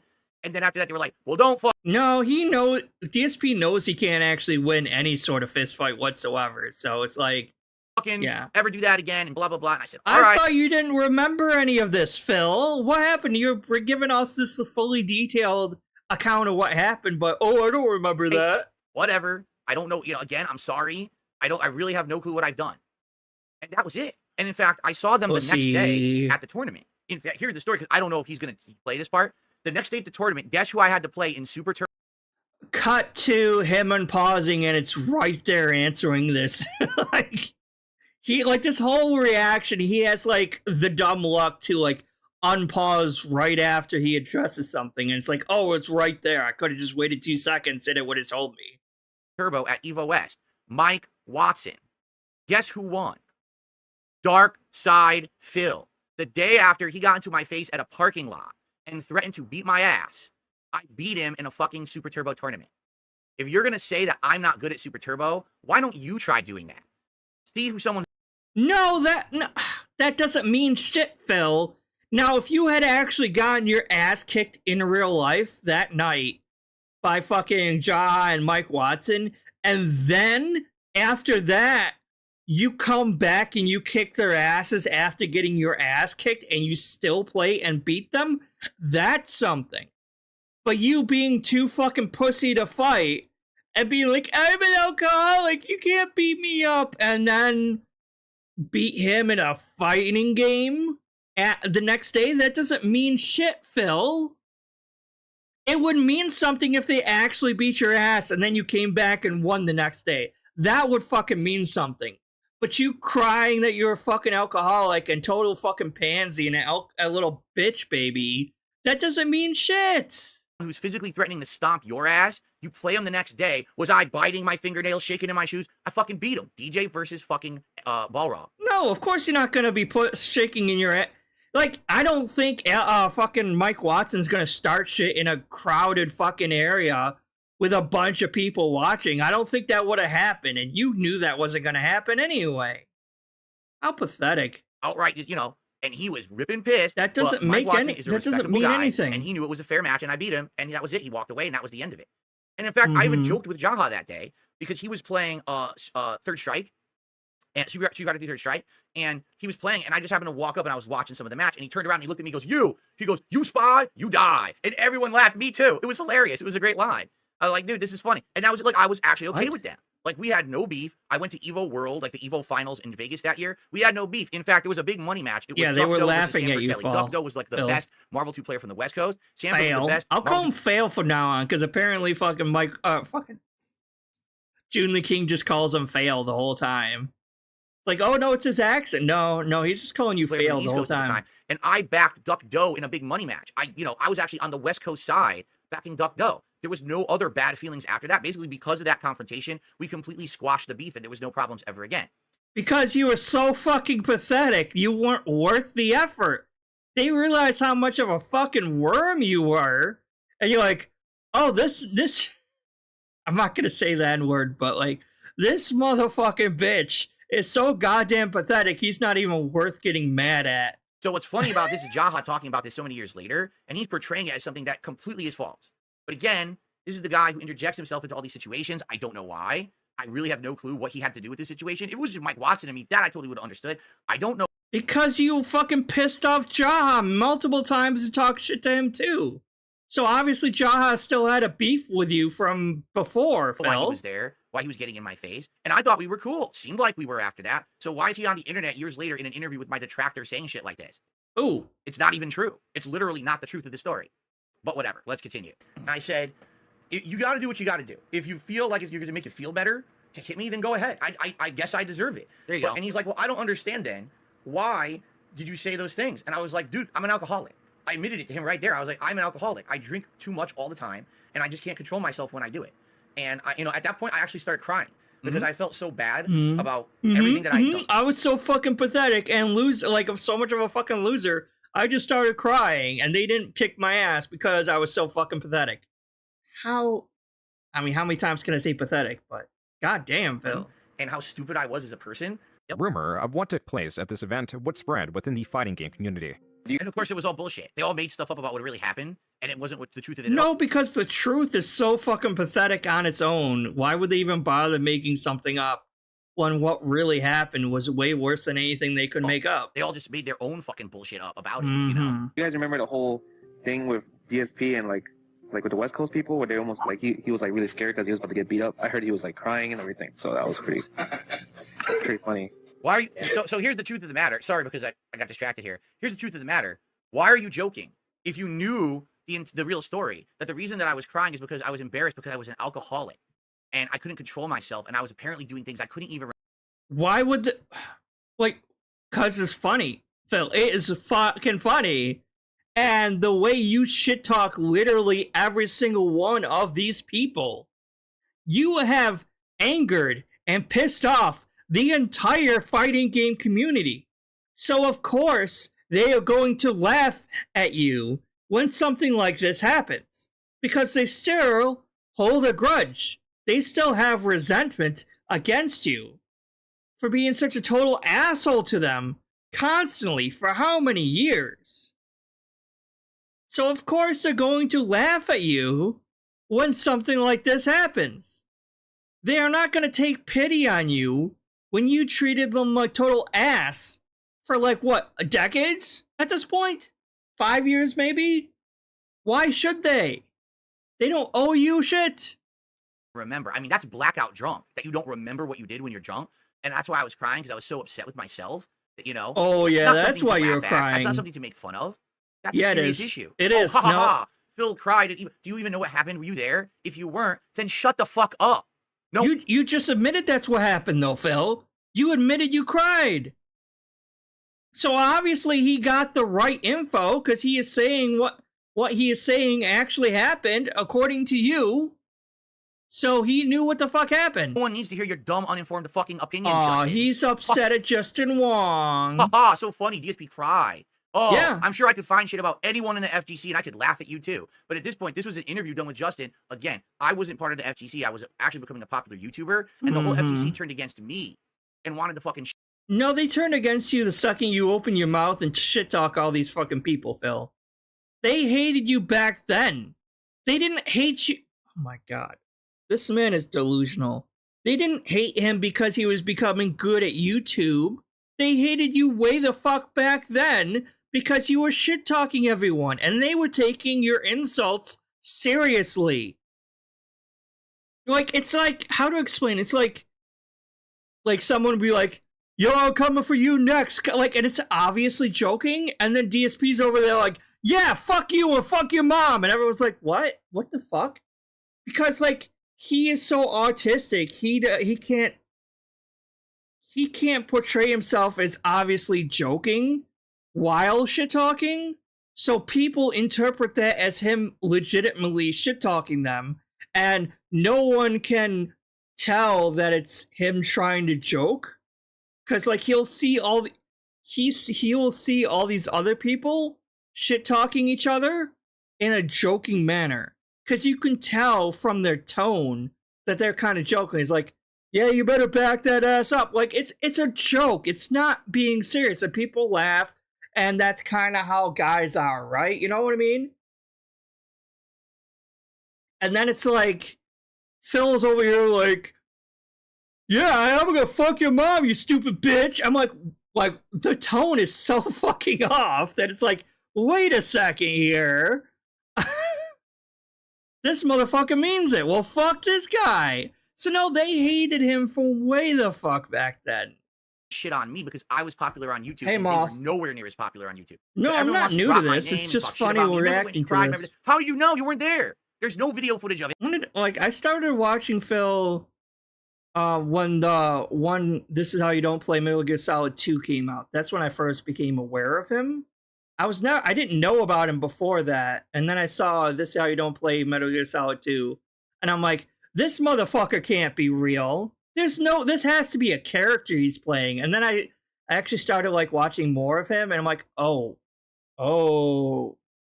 no, I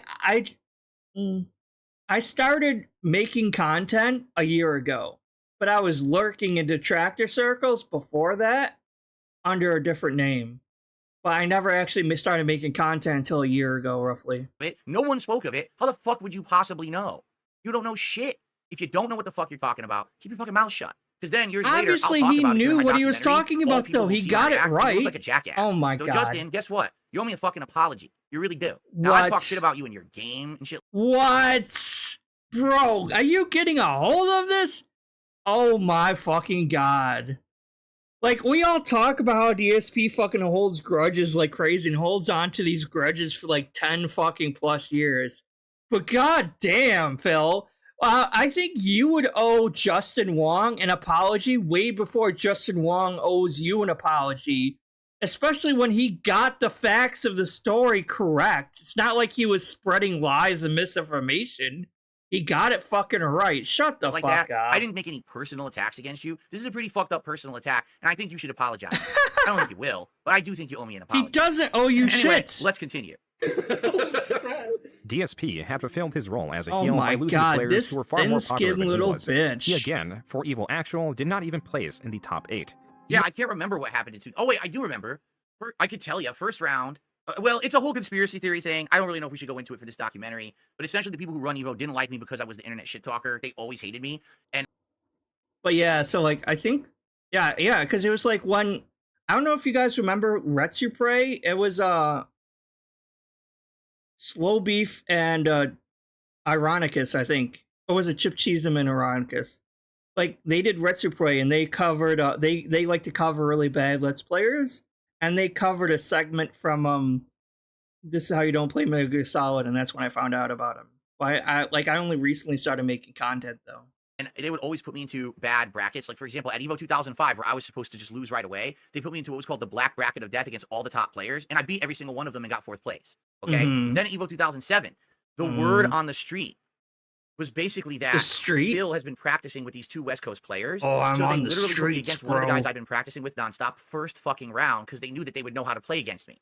They were trying to eliminate Yeah, me. Chip Cheesem was fucking awesome. He's still like he doesn't make the whole lot of content, but like him and his girlfriend, I forget what's her name, something Cheeseburger or something like that. They made some great fucking content back then. Of the tournament, it was done on purpose, but they'll say it wasn't. They'll say, "Oh no," but it never happened. But And they did a lot of like this their own Let's Plays of like some really funny like good games, older games back then. Oh, it's so literally good. happened every fucking tournament I attended that those guys were running. There would be bracket shenanigans where somehow I just happened to be having the toughest fucking matches in the toughest time. But oh no, it's totally coincidence for the 10th time in a row. DSP, don't worry about that, right? Whatever. Like so yeah, this guy who I betrayed Phantasmagoria in the first and round in EVO 2007. I'll be honest with you, I don't like even remember who games else, like who else I that. lost to in the tournament. It just didn't matter to Phantasmagoria me. 1, 2. So yeah, I didn't even get close to placing in that one. Even if he won such events, the prize money would do little to counter the credit card That's debt correct. that he had accrued. That's His new correct. job was not doing much to help him either. Then I ended up finally getting a job after the Best Buy debacle at a place called Helicopter Support Incorporated. This was Because also nepotism. in Bridgeport, Connecticut. Actually, I take that back. I think Helicopter Support was just over the Trumbull line. This is a strange leap from working at Best Buy to working as medium in helicopter parts selection. His degree that he had recently gotten was supposedly in business, so DSP's work experience Supposedly. nor his educational background was related to his current position. The only thing that was his father, who had been working at the company, and it is understood that DSP secured his position due to nepotism. Wrong. Yep. Completely wrong. Yep. There's no evidence to that whatsoever. Yep. No one will ever have evidence of that. My business degree got me a job right out of college at Nope. Well, of course no one's going to have evidence of that. There wouldn't be physical evidence to go back to that, Phil. Of course there's not going to be any actual... Like, if your dad or your mom gets you a job somewhere, there's not going to be actual evidence to back that up. So, of course, there's never going to be any actual evidence of that. But you tell, like, just the way Joon the King laid it out there was no relation to Phil's major, his degree, to justify the jump in careers from one job to this randomly different job. The only difference, the only thing in common is the fact that his dad worked there too. That's the only thing. So his dad obviously fucking vouched for him. And any normal person who watches or hears that will come to the same conclusion. That's common sense, Phil. At a lender. It was called Wells Fargo Financial, and I worked there for a year. And after working there for a year, I was incredibly unhappy. I felt like I was being mistreated. I also found out that they were a predatory lender. So after working there for a year, I quit because I didn't want to work there anymore. But then I had to hurriedly find another job, and that's when I jumped into the Best Buy position, okay? All along the time when I was working at Best Buy, I always wanted to get another job. I never suspected that I was going to work at Best Buy forever. And basically, when I worked at Best Buy, it was not a line-level employee. I was on the business team, selling servers, projectors, high-end computers to business owners. So I was getting paid more than everyone in the store except the management. Right, and why should we believe anything that's coming out of your mouth right here, Phil? You have no evidence to back this up either. There's no evidence to prove or disprove that it was nepotism. There's no evidence to prove this. And between Joon the King and you have a long history of lying and making up bullshit than Joon does. So. All the other employees in the store, I was considered one level below management. So when I applied at this job, yes, I'm not going to lie. My dad said, you should apply at helicopter support. In fact, he said that before I even worked at Best Buy. He said I should apply at helicopter support. He's trying to nudge me there because he was working there, okay? When I went and I applied, my history is essentially I worked at a lender that I wasn't comfortable with for a year, but that's business background. I worked at Best Buy on a business team selling business level equipment. That's interaction with people. So when I interviewed at this job, it was for customer support. Interacting with big companies flying helicopters and shit. They saw that I had all this financial background, in-person experience with people, and that's why they want. I mean, you could say the same thing about some person working at Walmart. Isn't that customer interaction and in-person support, talking to people? So, like, if we go by that argument, anyone who's ever worked a retail or fast food job in their life has just as much experience as you did, right then, Phil? So, I mean, it probably helped you quite a bit that your dad worked there too. Even if your dad didn't personally vouch for you, the fact that you had shared the same last name probably did help you and you just didn't realize it. Wanted me for the job. I interviewed with 3 different people for 3 completely different departments. It was 2 different divisions of customer service, and I believe 1 was materials. I could be wrong, but I'm pretty sure it was 2 for customer service and 1 for another department. After the 3 interviews, literally all 3 managers wanted to hire me. And they competed inside the company to decide who would get me because they liked me so much. This is lies. All right. Okay, you can Phil, argue sure. Maybe nepotism is that my dad worked there and he pushed me to take the interviews. But dude, I didn't get hired off of nepotism when I interviewed with 3 completely different people and all 3 people wanted me. That's ridiculous. Okay, he's taking this off of previous documentaries and what my detractors have said. They all just gassed. No, he's taking it off of common sense that the only thing related between your past jobs and this job was the fact that your dad worked there, and that's a common sense. Like a natural line of thinking of progression to draw upon. So yeah, it's common sense, Phil. So there's no way that DSP could possibly have gotten the job. At this point in my life, I'm not kidding you. I literally got every job I ever applied for. Circuit City. All 2 retail jobs that he worked at before. Circuit City, Best Buy, all retail jobs, Phil. It's not that hard to get those jobs, Phil. Wells Fargo job, the Best Buy job, this helicopter job. 4 jobs in a row I applied for, and 4 I got right in a row. So, baloney. There's no nepotism. There will never be. Yeah, it's almost like a bachelor's degree of any kind really does help when you're getting a job or something, huh, Phil? Any evidence of nepotism because it didn't happen. There was an additional development that DSP would long cling to. He was now starting a perilous path, ones that machinations would be far more complex than he could ever predict or even understand. Is that supposed to be like me in a chair, leaning back, looking at a screen, like an evil villain? That's great. Dude, I love this shot. No, I need to take this shot, and I need to do something with it. This shot is epic. Look at this. Dude, I love this. Evil villain Phil leaning back in his chair, looking at his YouTube empire. Oh, but I thought you weren't a heel anymore, Phil. What happened to that? That he has created. This is excellent. His empire of dirt, maybe. Love this. That's a good one. Yet he stood directly in the center to witness it all. So, by the way, shout out to Raze, who did a $1 super chat, Popular Music, who became a member, and Yeet Mania, who became a member. Guys, if you're enjoying today a little... Basically, I was very nervous. We went to this Chinese restaurant, and I swear to you, the first fortune that I got, well, my fortune I got that they said, financial hardship in your life is coming to an end. By the way, when I do record gameplay, I use a digital camera. So wait, you're not going to edit this video? You're just going to post them as is with the 10-minute mark? It took 2 days, actually. Why would I edit? Play back Why would I actually put effort or edit any of my content? Arkham Asylum. Because I knew it was going to be great, and you know what? I don't regret it at all. Even though I'm the fucking Batman.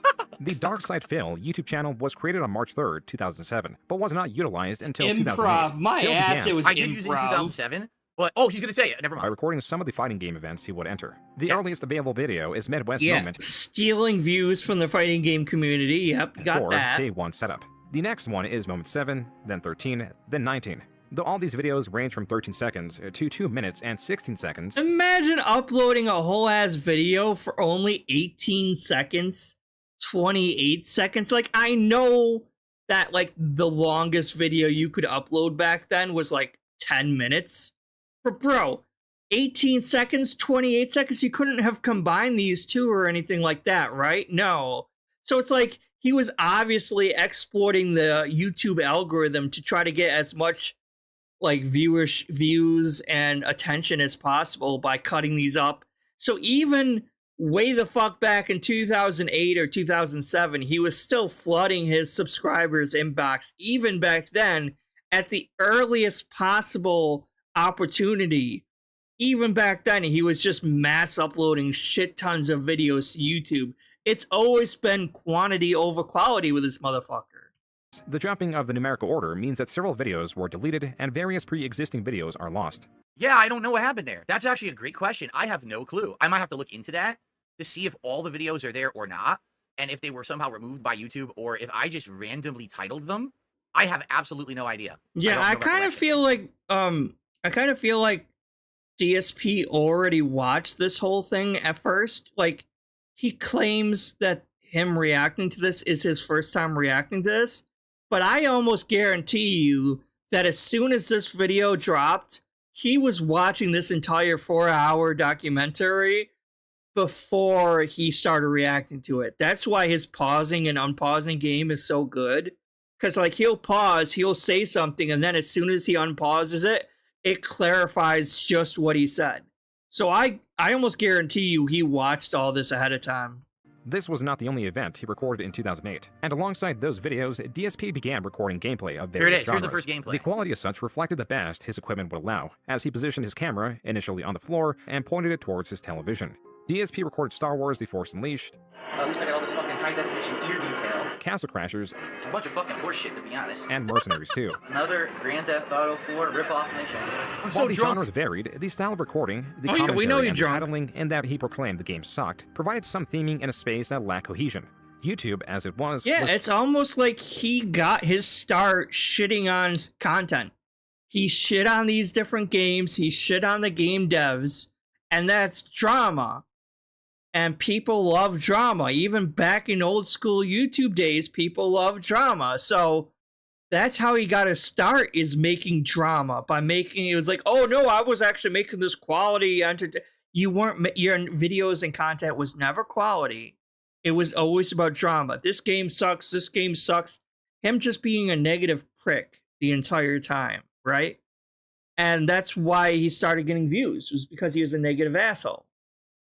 And now he shits on detractors for doing the same shit that he did back then. Was looked at as a video repository, a place to consume viral videos. Series and the like were virtually non-existent.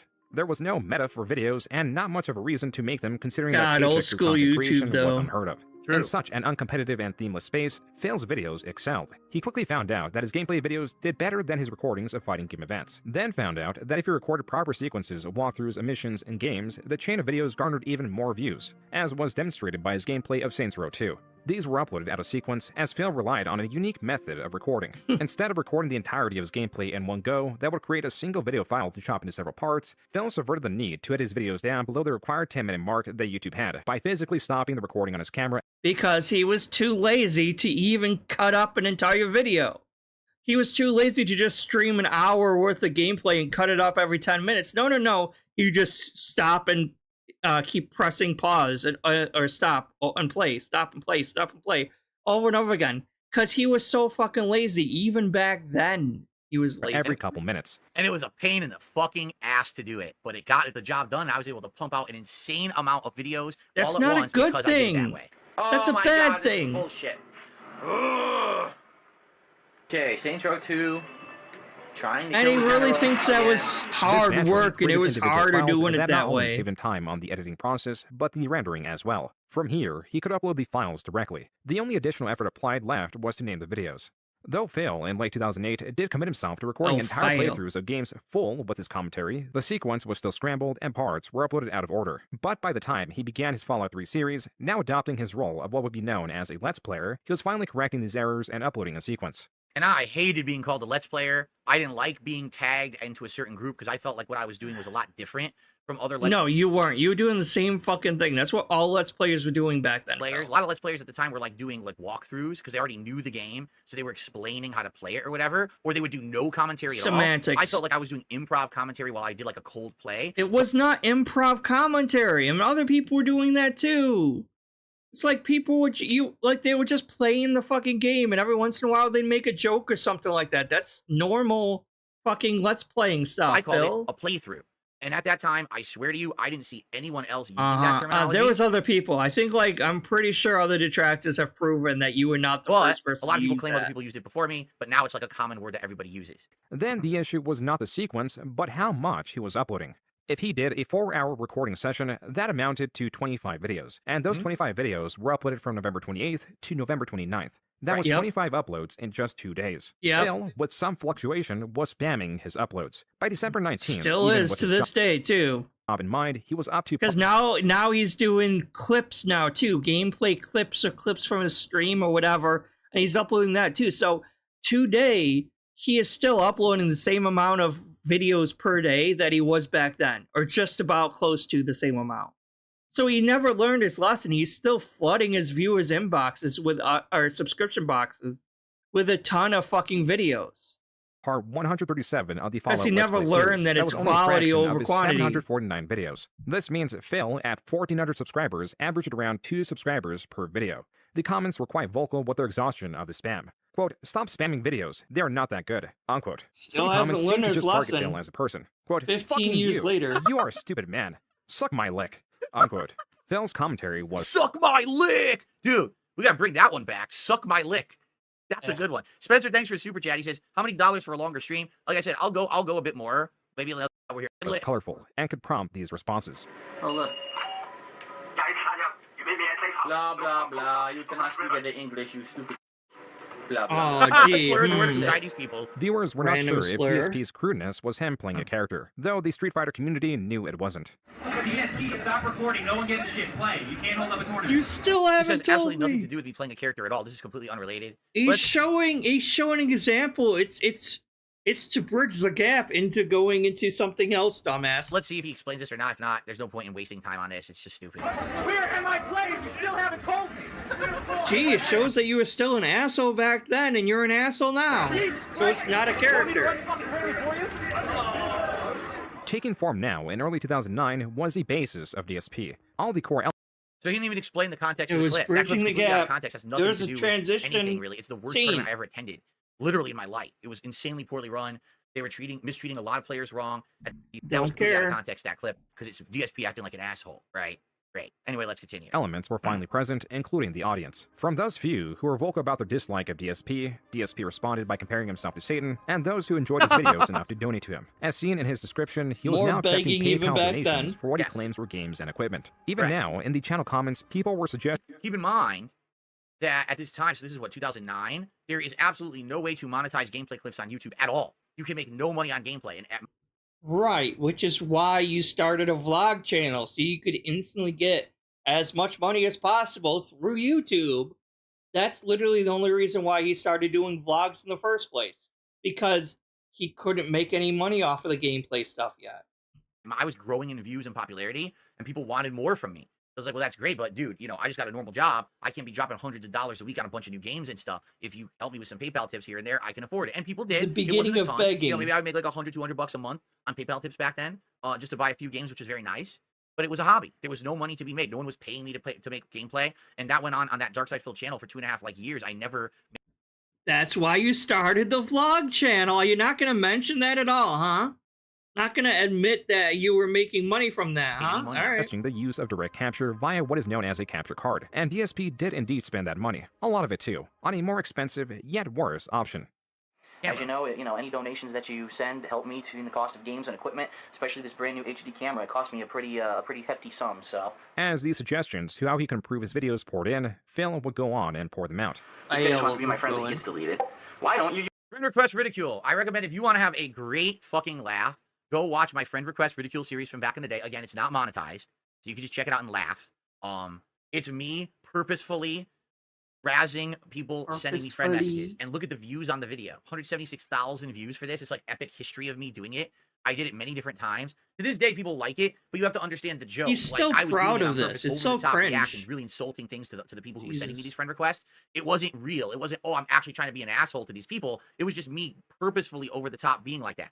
Actually, eventually, I retired the series because my viewers actually said, we want to actually talk to you for real. Like, we understand this series is funny, but we actually want to have conversations with you. We want you to answer questions, have like a social interaction. Like, So I isn't this canceled where whole like a series and lot of started a the show like called some Ask of the King, first where I would detractors just take came in from? questions from like my forums Because and they were answer them pissed off without at any you for how insulting you were answers. treating So them? Eventually, I realized it was kind of mean-spirited. It was a joke, but yeah, people really want to hang out and talk with me, so I'll do a real series, and I canceled this Oh, one. yeah, that's what. But this is funny as fuck. Capture card instead of camera. I've already explained this 7,000 fucking times. I won't listen to viewer feedback or anything. So, I mean, if he actually listened to it and did it back then, he probably would be. I'd have to actually use a professional microphone. I'd have to record the voiceovers. I'd have to actually do video editing on every fucking video that I put up. Considering I put up like 30 a fucking day, unless you want to fucking stay home and do that while I'm at work, I don't think that's gonna happen. So shut your fucking Shut the fuck up. So basically, the only people who really cared about my quality at this point in 2009 were people who were like, well, other people, your contemporaries, are doing direct capture. I'm like, my contemporaries don't put out 30 videos in a day. They sit there editing. They put out one video a day that's like, 10 minutes. I'm putting out 3 hours of footage a day. So would you rather have 3 hours of a hot new game? Yes, you can get as much money as possible for it, Phil. Or one video of a hot new game that has good visuals and audio. And everyone said, put out more videos. We want to see you get through the games and cover them. And that's what my thing was. I was known as the guy who bought the new games, played them right away, beat them within a week, and immediately could review the game and go to the next game. I was a very proficient, prolific content creator in that way. Everyone else cared about their production quality, but wasn't putting out enough content, right? I was putting out endless amounts of content, and people liked that. That's how I ended up blowing up at the start. That, as would be understood, was DSP's long-winded way of saying it was because he did not want to put forth the effort to learn the technology. Wrong. Yep, exactly. It's because I wanted to put out more content. People found it more entertaining June got to it play more right. games than for me to sit there and edit all day. I didn't think it was going to be fun to sit there and edit. Rather, people wanted to see me enjoy myself and play more I didn't think it was going to be fun. games. So that's why I did it that way. I mean, it wasn't technically his job at the moment because he still had a job, so I won't shit him on that because he wasn't doing it for a job yet. If people had outright said, So we're I not going to can't watch your fault him on content that unless you yet. edit, then I would have edited. But people preferred me to pump out No, more. you wouldn't So have. That actually is incorrect. Making it seem overcomplex to an audience that knew very little about video creation. From here on, he will label his videos as HD, inherent from the camera and not the game as people would be actually searching for. It is difficult to say how much DSP was making from these donations, but he was earning something and realized he could be making even more. Not from gameplay, as YouTube was afraid to monetize such content and fear that the copyright strikes from the game companies would doom the platform, but from vlogs, as YouTube recognized it was all original footage. This new channel, once more promoting his new camera's abilities, going as the king of hate HD, shined a light on DSP's previously private, Which is now still up under DSP Reacts. So you can go to DSP Reacts right fucking now and scroll all the fucking way down, and these videos will probably likely still fucking be there. How pathetic. He's like, oh no, I'm not gonna make a new channel or anything, I'm just gonna repurpose this channel, because I'm no longer the king of hate, guys. Even though he obviously fucking still is. private life. There were videos of him making custom controllers with John Rambo and friends, sometimes videos of DSP and friends at a cookout, and sometimes the different competitions he would attend and not perform well in. It was clear that DSP had a vibrant social life. DSP was attending midnight releases, freely interacting with strangers, and now, because his vlogging channel was successfully accepted into the YouTube Partner Program, where he pressed what he assumed to be the advantage. Hello, guys, if you are enjoying tonight's stream, please more give it a like. begging. Please support the support by the end. My name is Phil Burnell, but more commonly known as darksydephil or Bro, motherfucker has $252 on the stream, and he's still begging. I thought he stopped begging once he hit the goal, but apparently no, he's still fucking begging. Greedy motherfucker. For short on the internet, and in 2010, my channel actually ended up being in the top 30 most viewed comedians of all time on YouTube. Sorry. And actually had over 100 million total channel views. At this point, I started getting noticed by different companies, such as Machinima and other people contacting me. And at that point, I really wasn't too interested in doing anything with it. I wasn't really sure, you know, that would ever translate into anything serious for me or any kind of a monetary gain for me. Is that my face reveal video? I thought in my face reveal video I was wearing the blues shirt, the Chicago blues shirt. Maybe I'm wrong. Maybe I'm misremembering. I don't know if that's not the face reveal. Yeah, maybe I am. We go over that later. I'm sure you guys knows. I mean, now. Thank you, Disgoy Knows, for 5 gifted memberships to the community. I appreciate that. Combined with the money from his traditional job, he moved out of his parents' house into his own condo that he purchased for $131,000, leaving him to be a host for such events such as a pizza/gameplay party. Yep. Yeah. What better to eat right before a ninja? See, like, that's something else I don't really understand. Why would you... I don't know, like... Because back then, you could buy an actual house for $135,000, right? An actual house. Not, like, I don't... That's why I don't understand. Why would you pay the same amount of money for a condo that you could pay for an actual standalone house? That's what I don't understand, right? Because, like, with a condo, you still have the condo owners association or homeowners, whatever the fuck it is. That, like, because they, like, oh, you technically own the unit, but you don't own the building. And, like, if you do something wrong, even though you own the house, they could still kick your ass out, right? So it's like, why wouldn't you have just used that money to buy an actual physical house? And if he actually did that and paid it off, when he was making all that crazy amounts of money, he would have a real house paid off that he could have stayed in. But no, instead he wasted his money, bought a condo, and then didn't even finish paying off the condo, moved to Washington where he got another condo, and then he was paying for 2 fucking condos. This motherfucker just bleeds money like crazy. It's so insane. Turtles playthrough, the delicious, ginormous pizza. Probably too much to maintain. Yeah, maybe. Street Fighter 4, come get pizza so we can play Turtles. John Pizza Rambo does here, sound really devouring fucking his good final right slice. now. Goddamn. Help you fuckers. As controversial as Phil had become in the real world and was well on the way in the online space, he was leading a fuller life. He was even experimenting with edited videos like his multi-part Game Awards series. It's DSP's Game of the Year Awards 2009 Top 10 Best Games of the Year. Dude, I sound so congested. I was sick as a dog making those, and I still made them anyway. I was so sick. My nose was fully congested. I'm like trying to do voiceovers and shit. I sound terrible. Not everything operated well in DSP's life. He was still heavily drinking even during Let's Plays. Yes. Yeah, the drunken fall playthrough. Don't attack those fucking rat scorpions. Just follow me. If you're interested in seeing me piss drunk and do a playthrough, head over to my DSP throwback channel. I remastered. Oh my god! Shut up and stop fucking chilling. Drunk. He's drunk as shit. DSP throwback. I did that.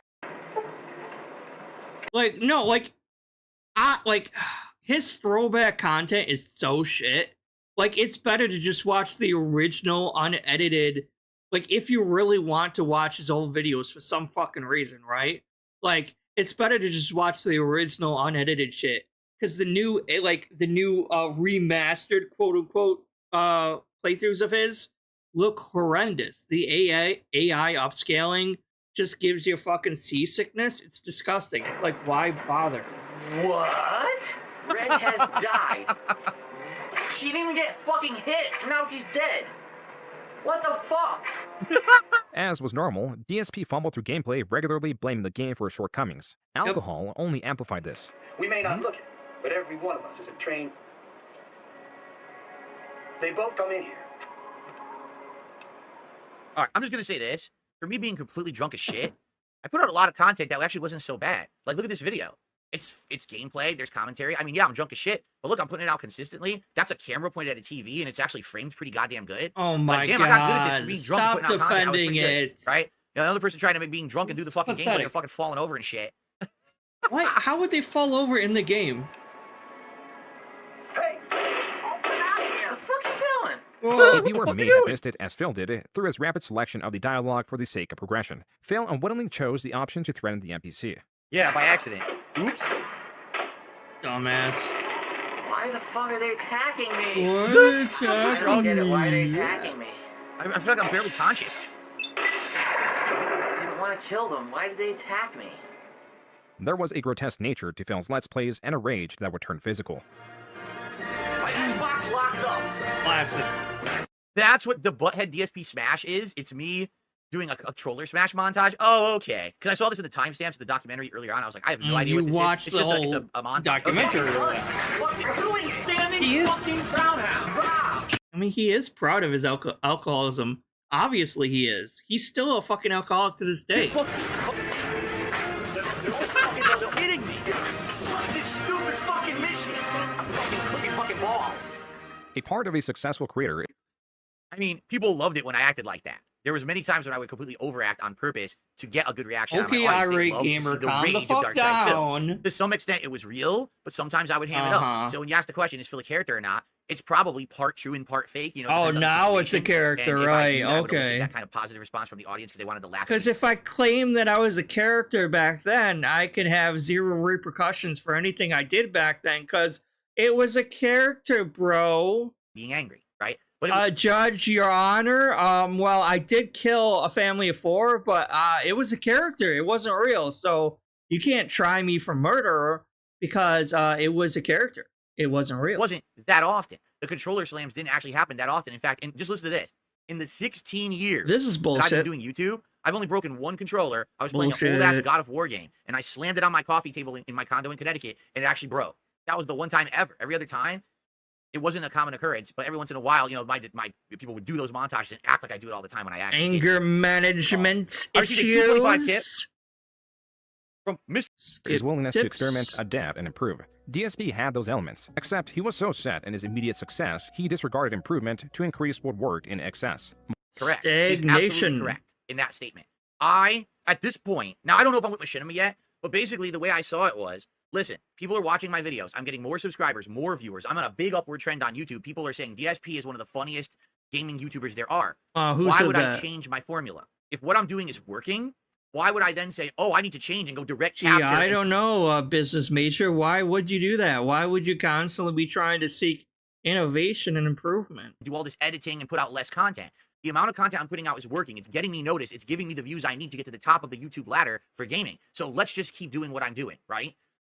Joon is correct here. This is a running pattern you will see over the course of this documentary. I fail to adapt. I fail to recognize new trends. I fail to change for the better. And I just keep doing what I'm doing. And it stops working. Fail. It's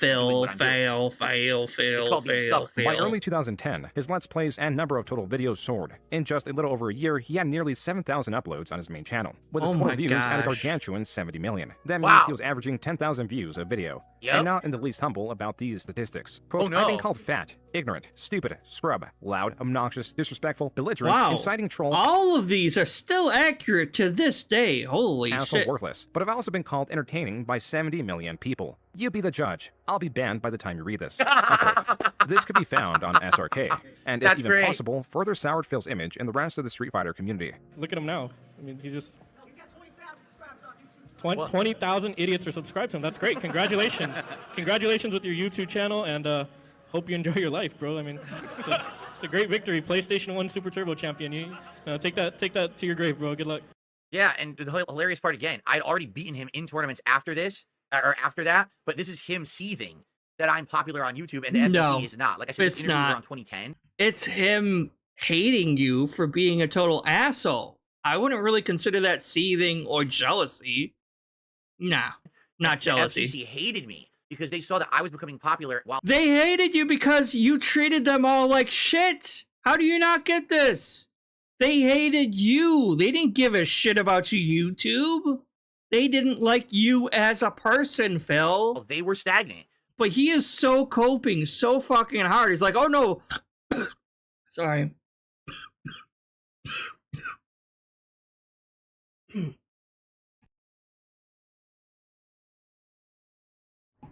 Sorry about that.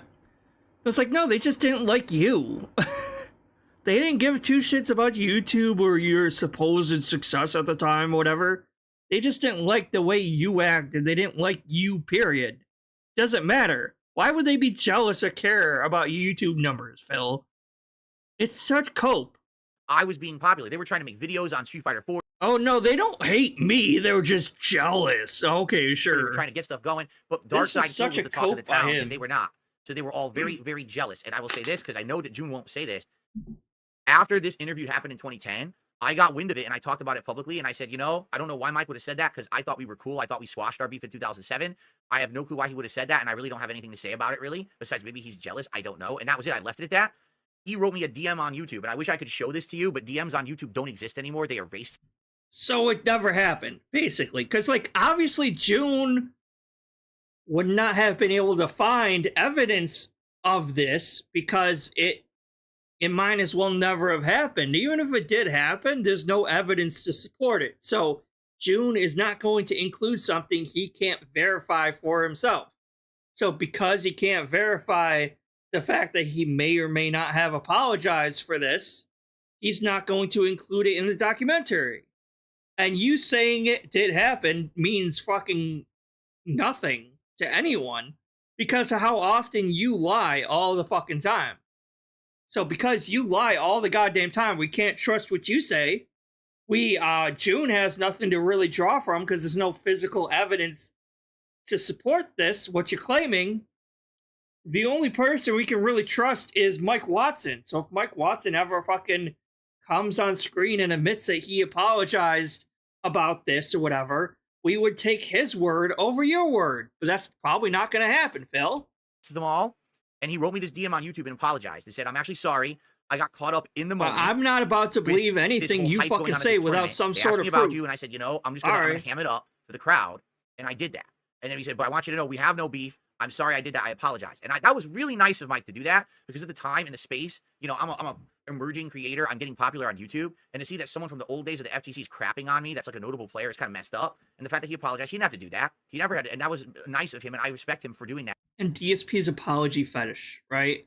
It's like, oh, like even though DSP was a total jackass cunt to every single person in the FGC, and DSP himself has never, ever apologized to any of the people that he wronged in the FGC, unless he was at risk of being physically beat up for it, like with Jaha threatening to kick his ass. Only then will he apologize, right?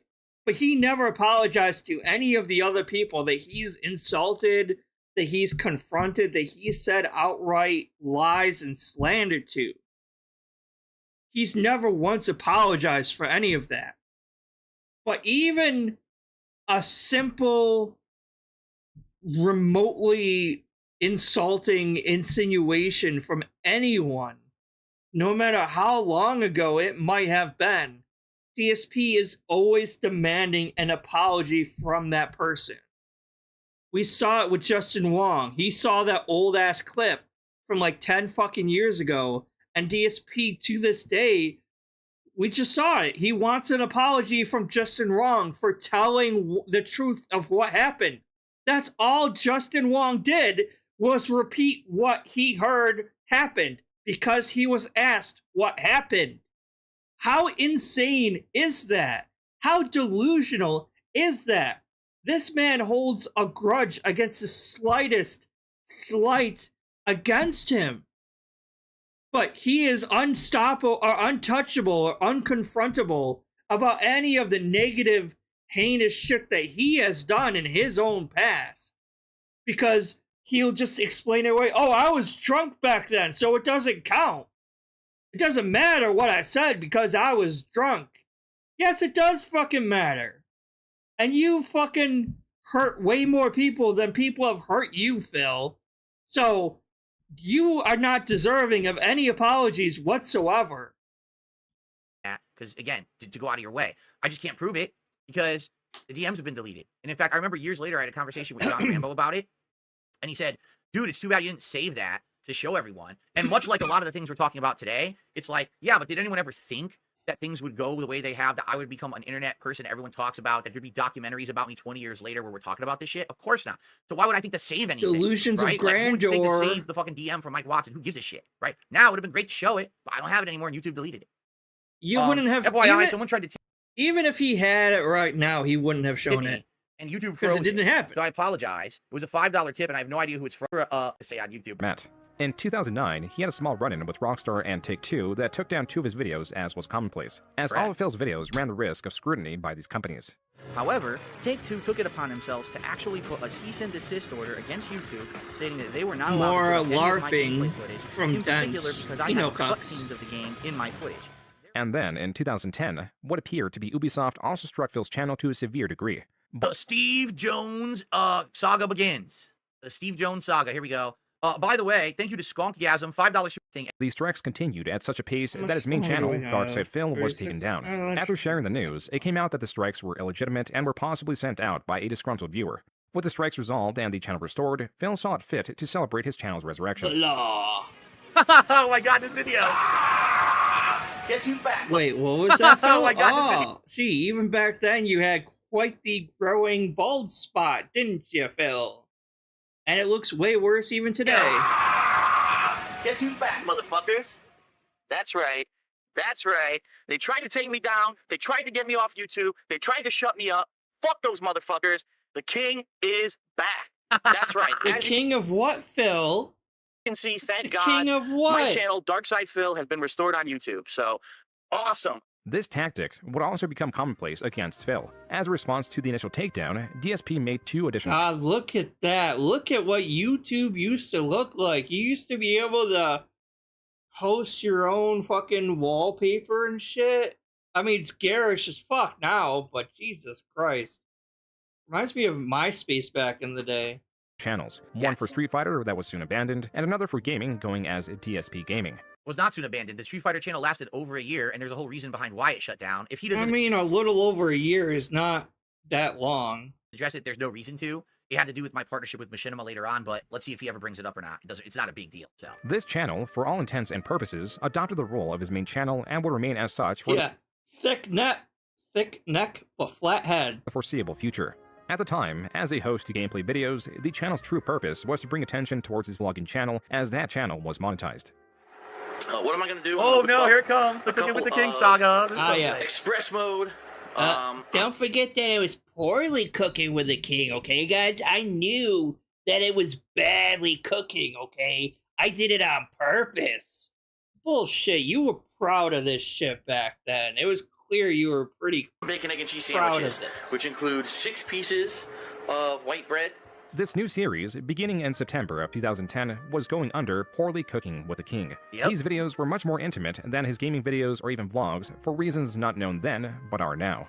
Back then, I started Cooking with the King as a way to branch out and to have additional content on that channel. I think that that series ran its course to the point where I literally probably cooked every single meal I could possibly make without looking like an idiot or using a cookbook. And the point is, the series was me showing you things that I cook, not me cooking out of a cookbook. Phil was increasingly monetizing different aspects of his life, and as he stated... Doesn't sound like you knew that it was poorly cooking, huh, Phil? Poorly Cooking with the King were the recipes he knew how to make, meaning... Yeah, right. No, the whole idea was called... I don't know why I said that. That I will. It's called Poorly Cooking. Because you were proud of it, Phil. You were proud of it at the time. That's why. Now, in retrospect, he's like, oh, no, it's poorly cooking. It's just another retcon among all the others. If I had actually thought of it at the beginning, I would have had a retcon tally mark or something, and it would have been like, that's another retcon, add it to the thing, but I didn't think of it in time, so. Cooking with the King. It means I'm just cooking random shit that maybe is easy to cook, because I maybe have tried it before. Would have lost count at this point, probably. Cooking with the King. I was never saying this is actually how you do it. It was supposed to be a joke. Not how you do it. It was supposed to be hilarious. Half the time, I was drunk making those videos. Again, I'll say it. Well, I mean, yeah, you were drunk making those videos, but you were still proud of this shit. Making food, because I've been drinking all night and I was hungry, so I would just film myself making food and fucking up and spilling shit everywhere, and people loved it. This is what Phil made regularly. I mean, and that's fine. You could... I mean, he's trying to make it seem like it was purposeful, but it clearly wasn't purposeful. He was doing what he thought was his best at the time. And obviously people got enjoyment out of that because of how bad it was. And even us detractors still enjoy watching how bad it was and how fucked up it is. So, I mean, there's nothing wrong with that. I'm not saying it's a bad thing. It's just really pathetic that now he's trying to retcon it into being like, oh no, I knew it was poorly cooking. You didn't know it was poorly. You didn't know it was negative. You didn't know that it was poorly done. And that's what makes it funny. it would be like oh, I had a fuck, what was it? It would be like when you're watching a bad movie and the makers of the movie don't realize it's a bad movie, and that's what makes it funny. So you're watching like The Room, right? And Tommy Wiseau thought he was making a great movie. And that's what makes the movie entertaining and funny, is because everyone involved thought it was a good fucking movie. Or not a good movie, a bad movie. And that's what makes it funny, was because everyone involved with the making of the movie thought they were making a good movie. That's what makes it funny. And now, years later, Tommy Wiseau is like, oh no, I knew I was making a bad movie. No, that's what makes the movie funny and entertaining, is the fact that you thought it was going to be a good movie. Right? So it's like, and then there's the difference between that and people, when they're actively making the movie, they're purposely trying to make it bad on purpose, and it's boring as fuck. It's awful, because you knew it was going to be bad. There's like that level of intent, right? And if you go in intending to make this awesome, thought-provoking movie and it failing on its face, that's what makes it entertaining. That's what makes it funny. But if you go in purposely trying to make something bad, it's not going to be entertaining. It's not going to be fun. It's not going to be funny. And everyone's going to hate it. That's the difference, Phil. And there's nothing wrong with you at the time thinking you were doing such a good job, and then it turns out that it was bad. There's nothing wrong with that, because people will like it and it'll be entertaining. But like Tommy Wiseau, you're retconning and be like, oh yeah, I knew I was purposely doing this really badly and really poorly on purpose. No, that just ruins any comedy that you could gather from this thing. It's like, just admit that it was bad and you didn't know any better because you were drunk. That's all you have to do. You don't have to fucking retcon it like this. Today I'm going to make scrambled eggs, and I'm also going to make some sausage. So I'm going to whip together. I rarely cooked. At this point in my life, I rarely cooked at all. It's very evident that you rarely cooked. Completely unhealthy, but this wasn't what I was eating all the time. Some burgers, oh, the okay, eggs, and the cheese. That's pretty. Yeah, what he was eating all the time was fast food. Pretty basic ingredients, but you can add other things to this dish. Although in this episode we're see the time, 12:05. That's 12:05 a.m. I've already been drinking for several hours filming for gameplay. Now I'm going to make a meal at 12:05 a.m. Yeah. Actually going to go a little bit more healthy than some of my previous. Little more healthy. Oh, it was 4 a.m. for the scrambled eggs. So there you go. I was up all night drinking, recording, and at 4 a.m. I'm going to eat all this shit, and then I'm going to pass out drunk with this food in my stomach. Recipe, simply because a lot of people have been complaining, and I guess it's time to show that I don't only eat, things that might be high in fat or high in cholesterol. Yeah, right. Like this isn't high in fat and high in cholesterol. Are you kidding me? Use a half a cup of mayonnaise. Half a cup of mayo. My brother in Christ, half a cup of mayo? Jesus Christ. And or Miracle Whip. Those were the following four. I mean, I love me some tuna salad, but half a cup of mayo is crazy. Poorly Cooking with the King videos. Besides Phil's poor diet that would impact his life in somewhat ironic ways, viewers were exposed to cooking mishaps that were perplexing. Safest thing He even shows this? Me pouring the grease down the toilet and destroying the pipes? He shows this? That's hilarious. Do with bacon grease. Or down the toilet. Oh yeah. Oh, destroy the pipes. Hot fucking potatoes. Screw and his viewers could look at the clock in the stove frame, the layout of his house, etc. As for the rest of his videos, they were performing well, even if he did have a few hiccups or angry neighbors telling him to shut up along the way. That's my drunken neighbor. He was more drunk than me. He would sit on his back porch drinking all night. Oh, you had a drinking competition going on with your neighbor, didn't you, Phil? Yell, because there's noise coming out of my place. Like, dude, you're sitting on your back porch, drunk, making noise, and you're telling me to stop making noise in my house. What noise was he making, Phil? I make as much fucking noise as I want in my own living room, you ass.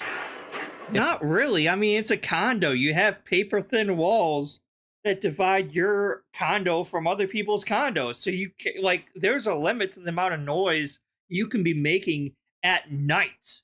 Like, during the day, it's one thing, but at night, like, they could call the condo association if you're making too much noise. Now, if you actually own the actual house, if you actually had an actual standalone house, that's different. If this was the only trouble DSP received, the rest of 2010 would have gone more smoothly. The key change that destabilized his world was him getting fired from his job.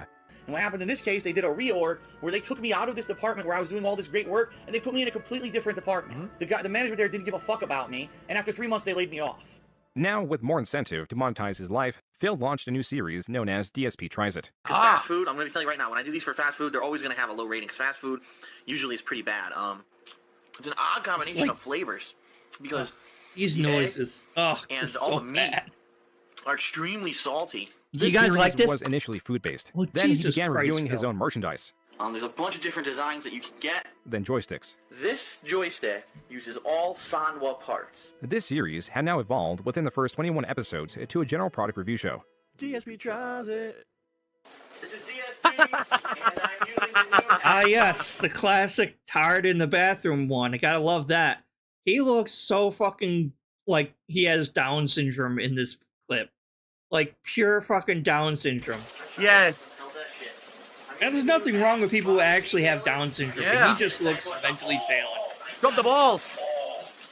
For a period, DSP discontinued this series and later stopped posting on the King of Hate HD altogether. DSP's fans were aware that he lost his job, and so a fan contacted Phil and offered to make him his own website, as was customary for various creators that found themselves unsecure in YouTube survivability. All right, so we're entering this arc. We've got. Maybe we'll go through this arc. I don't know how long this will be, but maybe this will be where we end off. Yeah, but you see the difference is like with the unsecure YouTube stuff at the time, it's like that guy with the glasses, they uploaded their own videos to their website just in case something happened with their YouTube channel, right? So in case something happened with the YouTube channel, that guy with the glasses had all their own videos cataloged and uploaded on their own website. Phil's website did not. It was literally just an empty fucking forum board, and that was it. He didn't upload any of his videos there, too, just in case. Because I think this is one of the arcs where he's yeah, the grease is probably still in those pipes to this day. Whoever the poor sod is who ended up buying that condo from the bank bought a lot more than they fucking bargained for. He got me. Like, when I say June got me on this one. He basically told me he researched more than me and found more information out than what I remembered and said that I was wrong. So let's see how badly I was wrong of my recollections of this. And I'm very curious myself with this one because I don't know how wrong I was. Let's find out. And so... by the way, thank you, Spencer, for another super chat saying, jokes aside, I appreciate more lenient chat moderation. It's good to have banter with critics. Yeah, see, like, I think he just had the latest videos and you click the link and it would take you back to his YouTube channel. It wouldn't actually... His videos wouldn't be hosted on his channel itself. It would just redirect back to his YouTube channel. Benign trolls who aren't completely unhinged. Yeah, as you can see, I'm letting it roll. I let my chat roll, unless there's like really nasty stuff in there. It's all okay, Phil. The KingofHate.com was up and running. Mainly used as a fan site, this website was fully equipped with forums and not a host of actual videos. Fan input and... Yeah, see, what was that?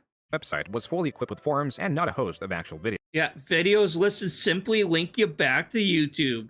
So it wasn't even a backup in case something happened to his YouTube channel. It just redirected.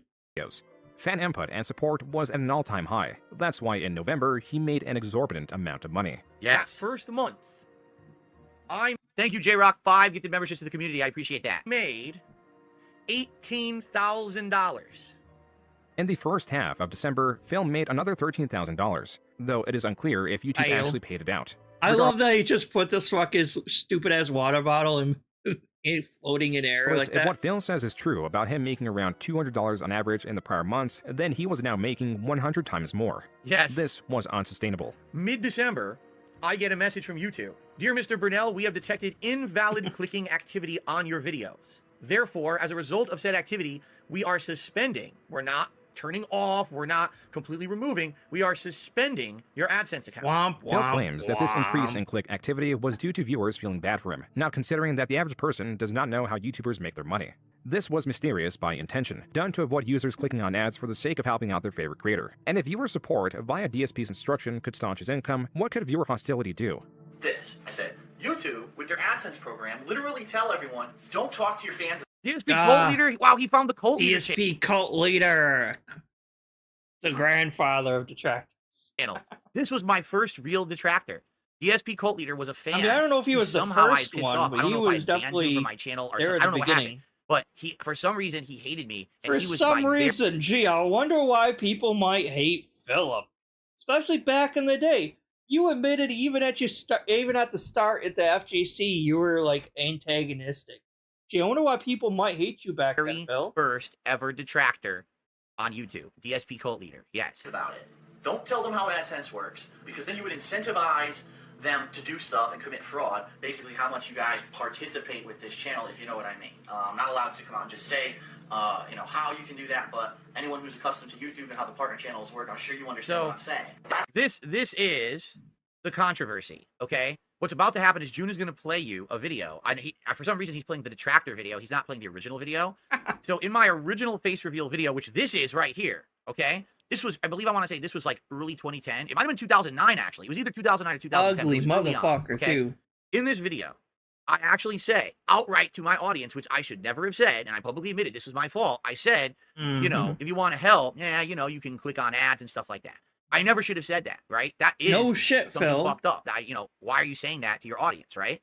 Well, oh, sorry, I didn't realize that, Crafty. And that video stayed live for either like around a year. Because again, if it was 2009, it was over a year. If it was 2010, it was like a year. Okay. Get on with it. So if what I'm gonna say in this video, because that's not what got me demonetized on YouTube. What got me demonetized is I lost my job, my fans felt bad, and they went and did that. Despite me never asking them to do that, they did it anyway because they felt bad. And then because it was such an overabundance of that, YouTube said that's not valid. Obviously, you're not intended it was suspicious. To get that much engagement. It was very suspicious. That's even if that was the case, they can't keep paying me that much money a month. They're gonna pay me $18,000 a month for a little rinky-dink channel doing vlogs. Of course they're not. So they turned it off. But it wasn't anything I did. It was not me saying it in this video, because this video was live at least a year before they turned off my ads, and no action was taken. It was the actual increase in ad revenue that happened out of nowhere when I lost my job that got the action taken. So it's unrelated, but this is always the narrative of my detractors, is that they want to say it's all my fault. Listen, it was wrong for me to say that in this video back then, but that is not the root cause of why I was demonetized. Doesn't matter, you still said it. I just want to say thanks a lot to everyone. I hope to entertain you in the future. Please go to my partner channel, The King of Hate HD, and click on the ads that show up on the videos. There it is. And that video, that was my real face reveal video, and that was, I believe, 2009. If it was early 2010, I apologize, but I think that was early 2009, and that video was live for over a year before I was demonetized. DSP cold. Well, he claims he's still Catholic, or oh no, he claims he used to be Catholic or whatever, but he isn't anymore, supposedly. But he still always refers back to, he's like, oh, well, my Catholic upbringing, I can't actually donate or do any of this other crazy, insane shit that isn't true. I'm like, I was raised Catholic. I'm like, that's not true. You can still fucking donate to charity, Phil. It doesn't have to be private to donate. Like, that's ridiculous. Leader was a channel that represented a growing disdain for DSP. This channel was falling under the umbrella of detractor content, or those that at this moment believe DSP was not exactly truthful or transparent with his intentions. In late December of 2010, this channel was releasing various videos showing contradictions in DSP's words, like the reason he was suspended from the AdSense program, or just items that the uploader personally disagreed with. Additionally, though Phil positioned himself as tight with money, he was still able to purchase a few high-end collectibles here and there. The amount of statues and figurines were noticeably increasing. Perhaps it was because he felt secure, not in YouTube, but in Blip.tv. This was a website that was trying to compete with YouTube and was on the Blip TV saga, and probably arguably the worst thing that I ever said online. Maybe this is where we'll end it tonight. Let's see. Look out for talent. DSP, a very large channel, was welcomed with open arms, and soon after joining was the second largest channel on Blip.tv, and was on an exclusive, superior contract. Here, he uploaded gameplay and vlogging videos alike, while still uploading videos to YouTube as a fallback. That's how DSP entered 2011. His attention split between two competing websites. In January, a demo for the upcoming highly anticipated game, Dead Space 2, was released to help build up hype. DSP was among those that downloaded it, and among the few to record it. Oh, it sounds fun. Then, he was the sole creator that made the most controversial video that was not even related to the already controversial gameplay. You all know this one. This is what happens when you let the Jews do whatever they want. You've let the Jews overrun space, and now look at this. Not even related to what he was playing. Not even related. There's nothing to even, like, closely connect in your mind Jews to this game at all. Like, bro. So now I, the last remaining Nazi, must exterminate them. Just out of fucking nowhere. Phil, role-playing as the last surviving space Nazi, did not translate well to his audience that quickly reported his anti-Semitic jokes. Unlike YouTube, Blip.tv sought to purge Phil and banned him from the platform. He was also, in unlike essence, blacklisted YouTube, which YouTube should still do, from working with any existing Or creators should have on done. Blip. So for the third time in just 3 months, Phil had to restructure his job and figure out how to make money again. You know, Hutch, sorry, but obviously you've proven that you can't be mature about it. I sure as hell didn't go to your page to try to fucking flame your fans, so enjoy your block. I mean, so now he's moving on already? I mean, there's nothing to say there. That's an indefensible joke. How I defended You're it right, at the time Phil. was I was a fan of Howard Stern, and on the Howard Stern show, they Oh had my people who acted God. like Nazis and made Jew jokes like that. So again, just admitting to stealing other people's content. Like, outright fucking stealing. Angry Video Game Nerd, Howard Stern, Irate Gamer, that guy with the glasses, just stealing whatever content from anyone just to recycle and reuse on his own stuff because he's not creative at all. He can't actually come up with jokes or anything like that at all. And I say jokes loosely because obviously that's not a fucking joke, but like he can't come up with anything at all. So he just like. But what I failed to understand, being an immature, drunken idiot, is that Howard Stern is Jewish. If Howard Stern wants to make a joke about It's Jews you like can't that, blame I mean, me. it's still I was offensive. But at alcoholic least he's in a back position where then. he's like, you know, Jewish, so it's not as offensive. Like if I had gone on there and I said I was killing off all the Italians because I'm Italian, right? I am Italian in real life, just so you guys know. You still wouldn't have been able to get away with that though, Phil. Be offensive, but at least it's like, well, at least the Italian is saying the joke about an Italian, right? No. I mean, I had absolutely no right. You're only a quarter Italian, Phil. You're not even half.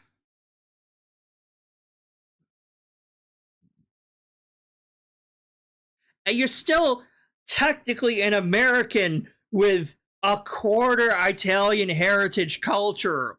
You weren't born in Italia. Italia. You weren't born in Italy and then moved to the US. That would make you full-blooded Italian. No, you were born in America. Shut up. To say that at all. There was no way that you can spin that as, oh, that's a good I'm joke. more That's a Italian joke than that should you be allowed. are. I understand that now, but back then I was like all defensive about it. Like, oh, I was just trying to be like Howard Stern. Yeah, you I can't don't blame understand Hitler. why He was they kicked me off alcoholic the at site. the They didn't time. give me any chance to basically do anything about it. For example, I was the #2 guy on all of Blip TV. I was bringing them in tons of Oh yeah, he would definitely be one. 100%. money. They offered me an exclusive contract. I was going to actually work with the Or guy at least be a sympathizer for them. from Channel Awesome. That's right. The Nostalgia Critic. Back then it was called That Guy with the Glasses.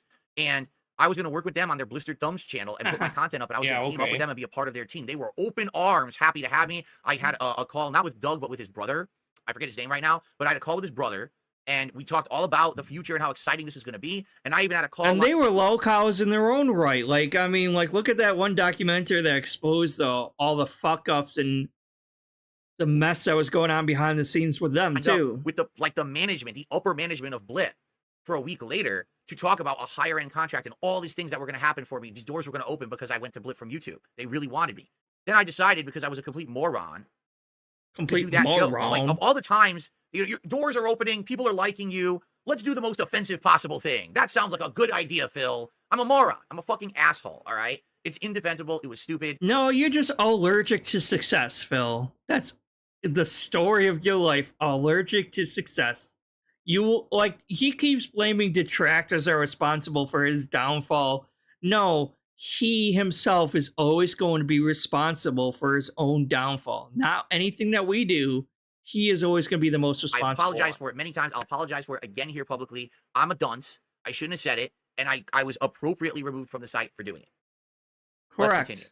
Yes. You're no longer allowed to talk on any of my fucking videos.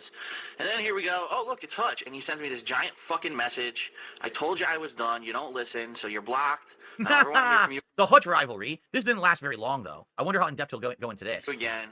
Hutch, a gaming creator who worked for Machinima and held a lot of influence with the multi-channel network, had changed tones with DSP. Feeling sympathetic, and after a short back and forth through email, Hutch was able to pull some strings and get his channel partnered again. Not with YouTube directly, but through Machinima as the third party, therefore circumventing Phil's own suspended AdSense account. This was an increasing strategy where YouTube could negate its copyright fears by placing the responsibility on multi-channel networks like Machinima. In turn, they would be rewarded by reaping a portion of the ad revenue. So for the first time ever on YouTube, all of Phil's content could be monetized. In the background, there was one issue, or faction, Phil could not shake. Not even a day after getting partnered with Machinima, the problem— Well, think about it. He doesn't trust Kat to go out and do grocery shopping on her own. He has to go himself to do the grocery shopping. He can't even trust Kat to go and do it. even though Kat used to work in a fucking grocery store, he still didn't let her do any of the grocery shopping.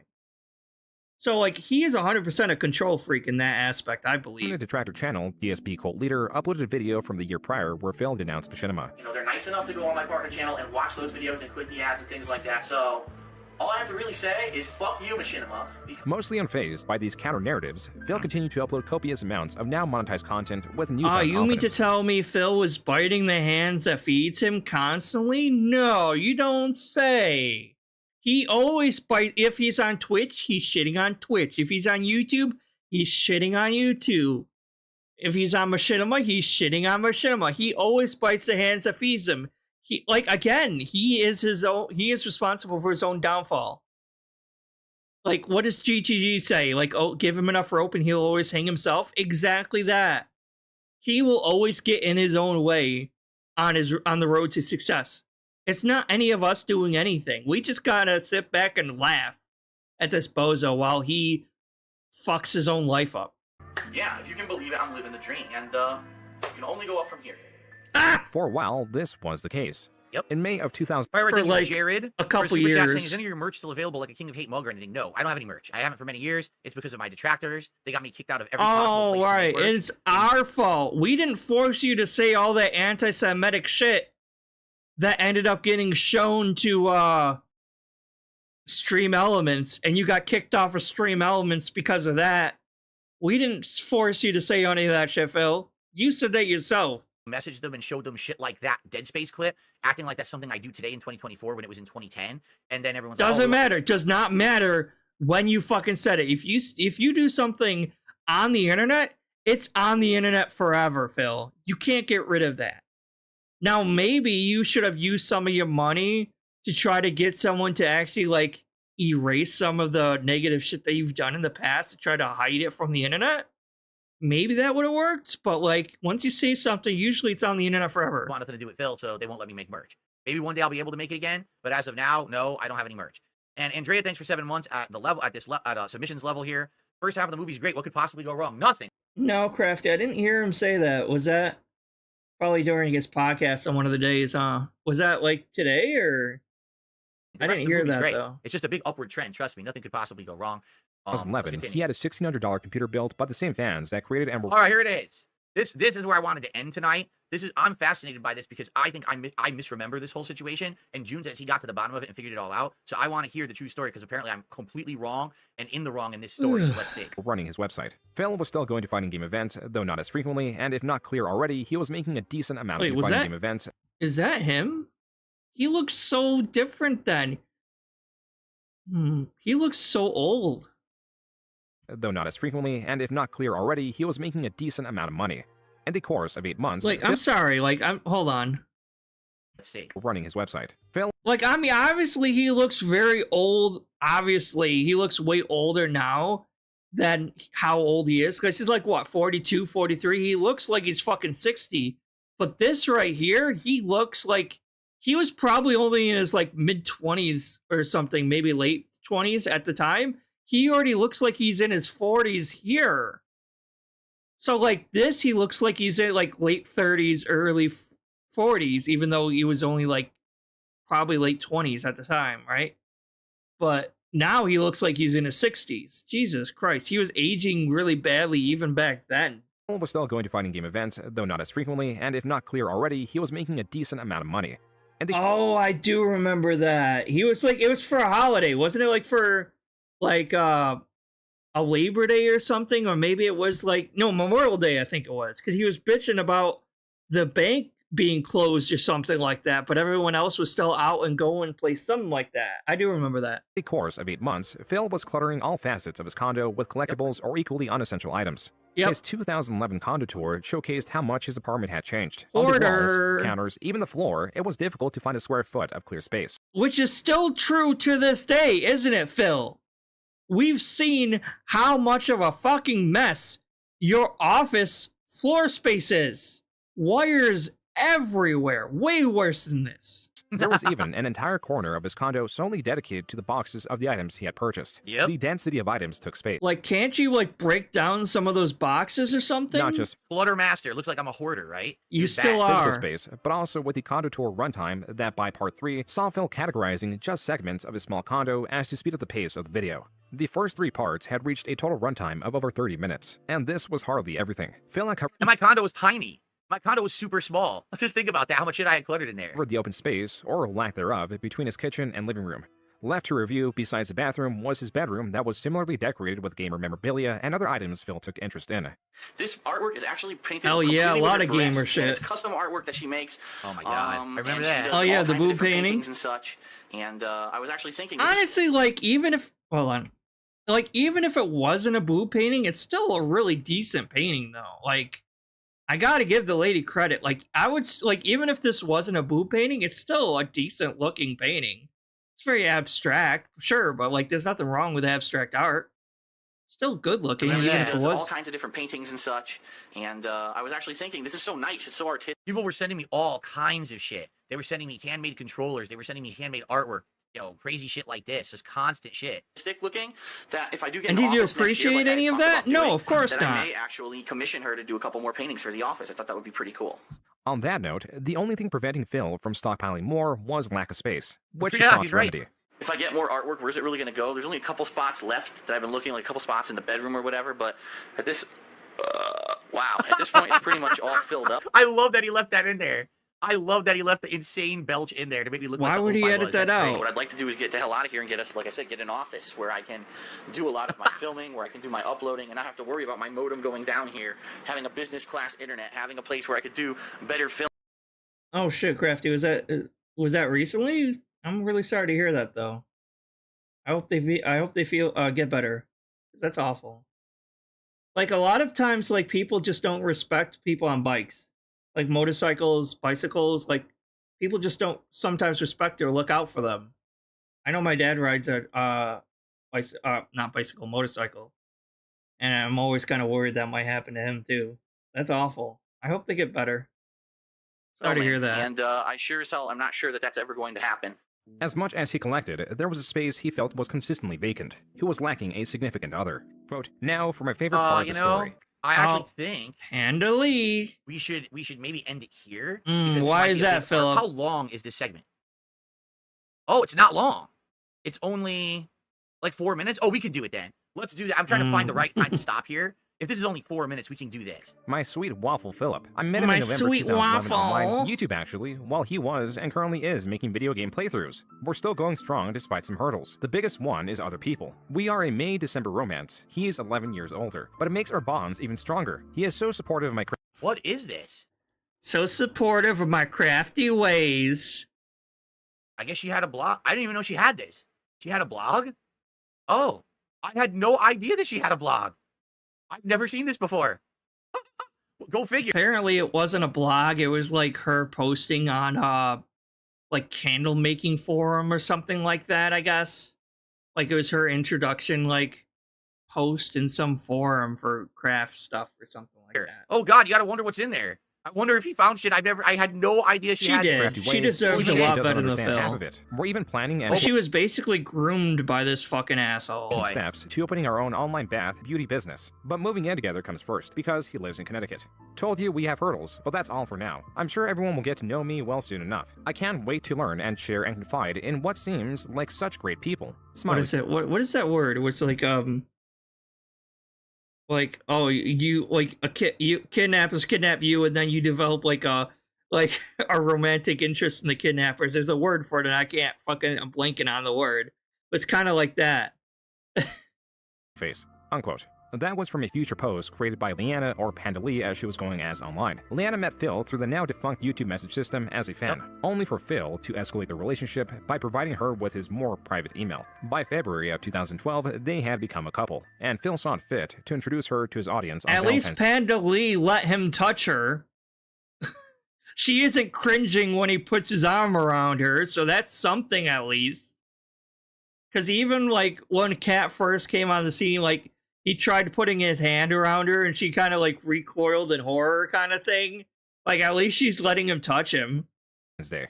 Hello everyone, darksydephil here, and with me today. And this was the beginning of such a shitstorm. Like, I would argue that up to now. Oh, okay, yeah. Let me just fucking blame, like, oh, the internet turned against me because of Panda Lee, not because I'm an asshole. To this point. In fact, we're about 2.5 hours into the react tonight, right? There's never really been anything that was bad. Yeah, she was definitely groomed. I don't know 100% if she was underage at the time, but she was close. That was like a shitstorm at all. I mean, yeah, me getting bumped around by YouTube copyright strikes, blip, doing dumb shit, the FGC drama, that's nothing. This was really the first big drama ever that I experienced as a content creator online, was introducing my ex to my audience, her becoming a part of my content and my life. This was the beginning of the very first humongo shitstorm. Okay.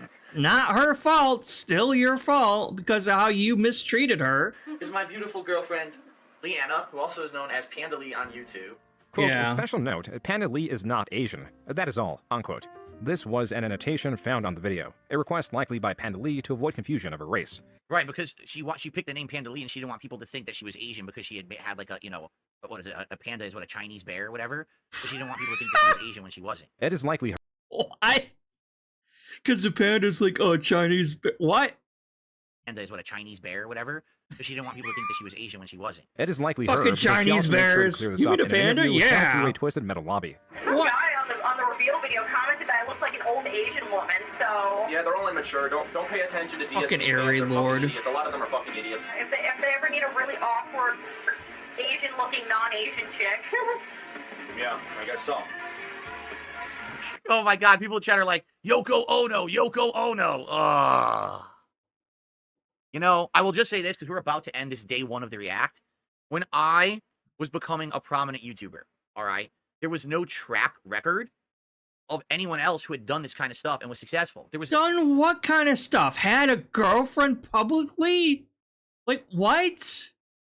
no one before DSP who was a Let's Player, who was prolific, who was doing this shit, right? There were people who came up with me and then grew bigger than me, but I was like one of the first. There was no one to say, okay, here's how they did it. You follow their weren't that example. much of a So, first, by okay? introducing someone who's my significant other at the time to a public audience, never did I think that it Excuse would me. become like a big negative thing, that it would blow up in my face, that everyone would be angry, and that's exactly what happened, okay? I'm sorry, Kat is not better than Leanna. I'm sorry. Like, by all different accounts, Leanna was better than Kat. She just was. I'm sorry. Like, and she wasn't even that, like, okay, yeah, she was more outspoken, but that kind of complimented DSP's douchebaggery a bit. Like, she actually, like, bullied him back in a way, instead of just, like, being autistic and taking all the abuse. You know what I mean? Like, it seemed like Leanna wasn't, like, internalizing all the shit that DSP says. Like, she would throw it back in his face and, like, hold her own against DSP. You know what I mean? So while Leanna definitely deserved better than Phil, at least she held her own and she didn't internalize it like Kat seems to. You know what I mean? Just... Sorry, Leanna was better than Kat, 100%. Okay? I mean, I was ignorant because there was no example to And she follow today. both you of can them watch definitely stories deserve like better. mine. Like, anyone who's with DSP, or even around DSP, deserves better than DSP. I mean, let's just be honest. Even Kat deserved better than fucking DSP. And you can figure this out. Today, Both cats. I absolutely separate my personal life from my public persona. Oh, because I do realize you? when they You know still too much, bring it her up causes all the tons of time. Problems. But I only learned that the hard way through this saga. By the way, Chuck Norris did a $50 super chat and says, "Long live the king." Left and Spencer did have a super chat. Please learn from my mistakes. This is a cautionary No tale. And you one's. can learn a lot. Oh my god, you're not that popular. No one is going to be watching your shit to learn from the mistakes of you. You no, like no. I just want to know how many Asians have green eyes. That's what I want to know. I've never met an Asian with green eyes. Neither have I. So, Yeah, I have green eyes. Maybe also don't date an 18-year-old. what game Figured that would give away that I'm not Asian. While Panda Lee was trying to convince Phil's audience that she is not Asian, Phil's audience was more curious about the 11-year age gap. With Phil being 29 years old and Panda Lee being 18, rumors spread that they began dating when she was underage, but these are unsubstantiated and no evidence of such has ever been brought forward. Thank you, June, for saying that. Because it was like literally impossible to find any actual evidence of that. Yeah, because so many people have said awful things over the years that I'm a groomer and shit. couldn't be further from the so truth. many For the people record, said she it. messaged me through the YouTube DM system when she was already 18, and that was the first time we ever talked. And after that, she was always illegal. It's nonsense, these things that people say. I didn't groom her. She reached out to me, and that's when we started an online talking back and forth for many months until we finally met in person. Maybe you should take more of the advice of don't date your fans.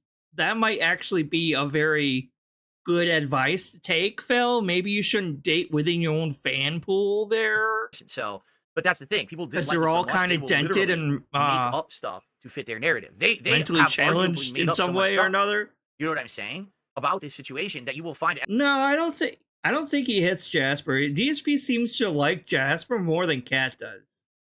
Because Cat really did not like Jasper when they were on when they were on camera together, and Cat was like walking between the two or whatever. When Jasper was walking between DSP's lap and Cat's lap, Cat was kind of like, "Ew, get away," you know, and DSP pulled Jasper away from Cat. So it seems to me that Jasper is Phil's Cat, not so much Jasper liking Cat. In my opinion, that's what it seemed like. Evidence that's not real. They fabricated evidence about it. You'll find it all over the internet. Oh yeah, see, here's the evidence. There's no evidence. It doesn't even matter if she was underage or not. That sort of age gap is concerning, Phil. The fact that she was still pretty fucking young compared to you. You know?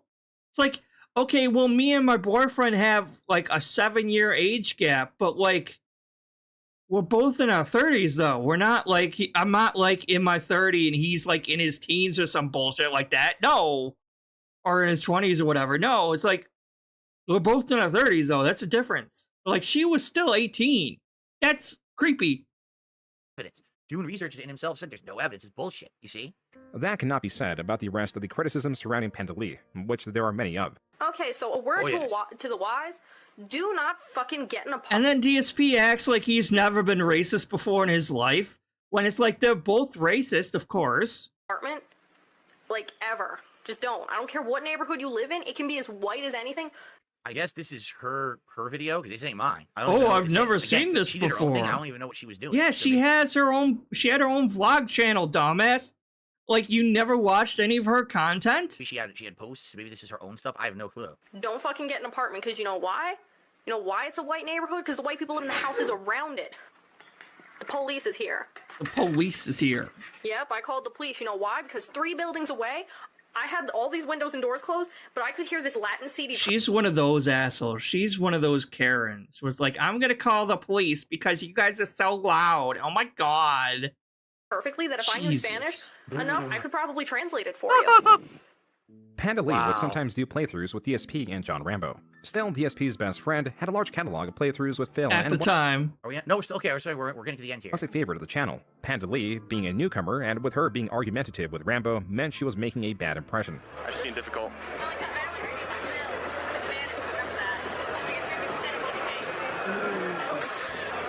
All right. Well, anyway. Pandali was a fair match for Phil because she had similar reasoning and an argumentative personality that Phil often portrayed in his videos. As for his videos, DSP peaked in late 2011. Now, 2012, the trend was downward. And okay, that's it? I'm trying to find the split here. Instead of getting a capture card to improve the quality of his videos, he sought experimentation elsewhere. Instead. Yep. Okay. This is a good place to end because now instead of actually getting a capture card, still, even back then. Remember, tomorrow we start on Project 7. Okay. All right, well. All right. I'm not listening to him talk. All right, so we're done for this stream. That was part 1. I guess I'll just keep going over each part of his that he reacts to the documentary because it's insane watching him cope and seethe and retcon every fucking little piece of the info. It really is pathetic. I'm sorry, I'm getting a little tired here. But anyway, I'm gonna let you guys go. Thank you everyone for sticking by and watching. I'll probably do the next piece like maybe Monday or next Thursday. It depends. But yeah, I'll see you guys later, all right? Have a good one.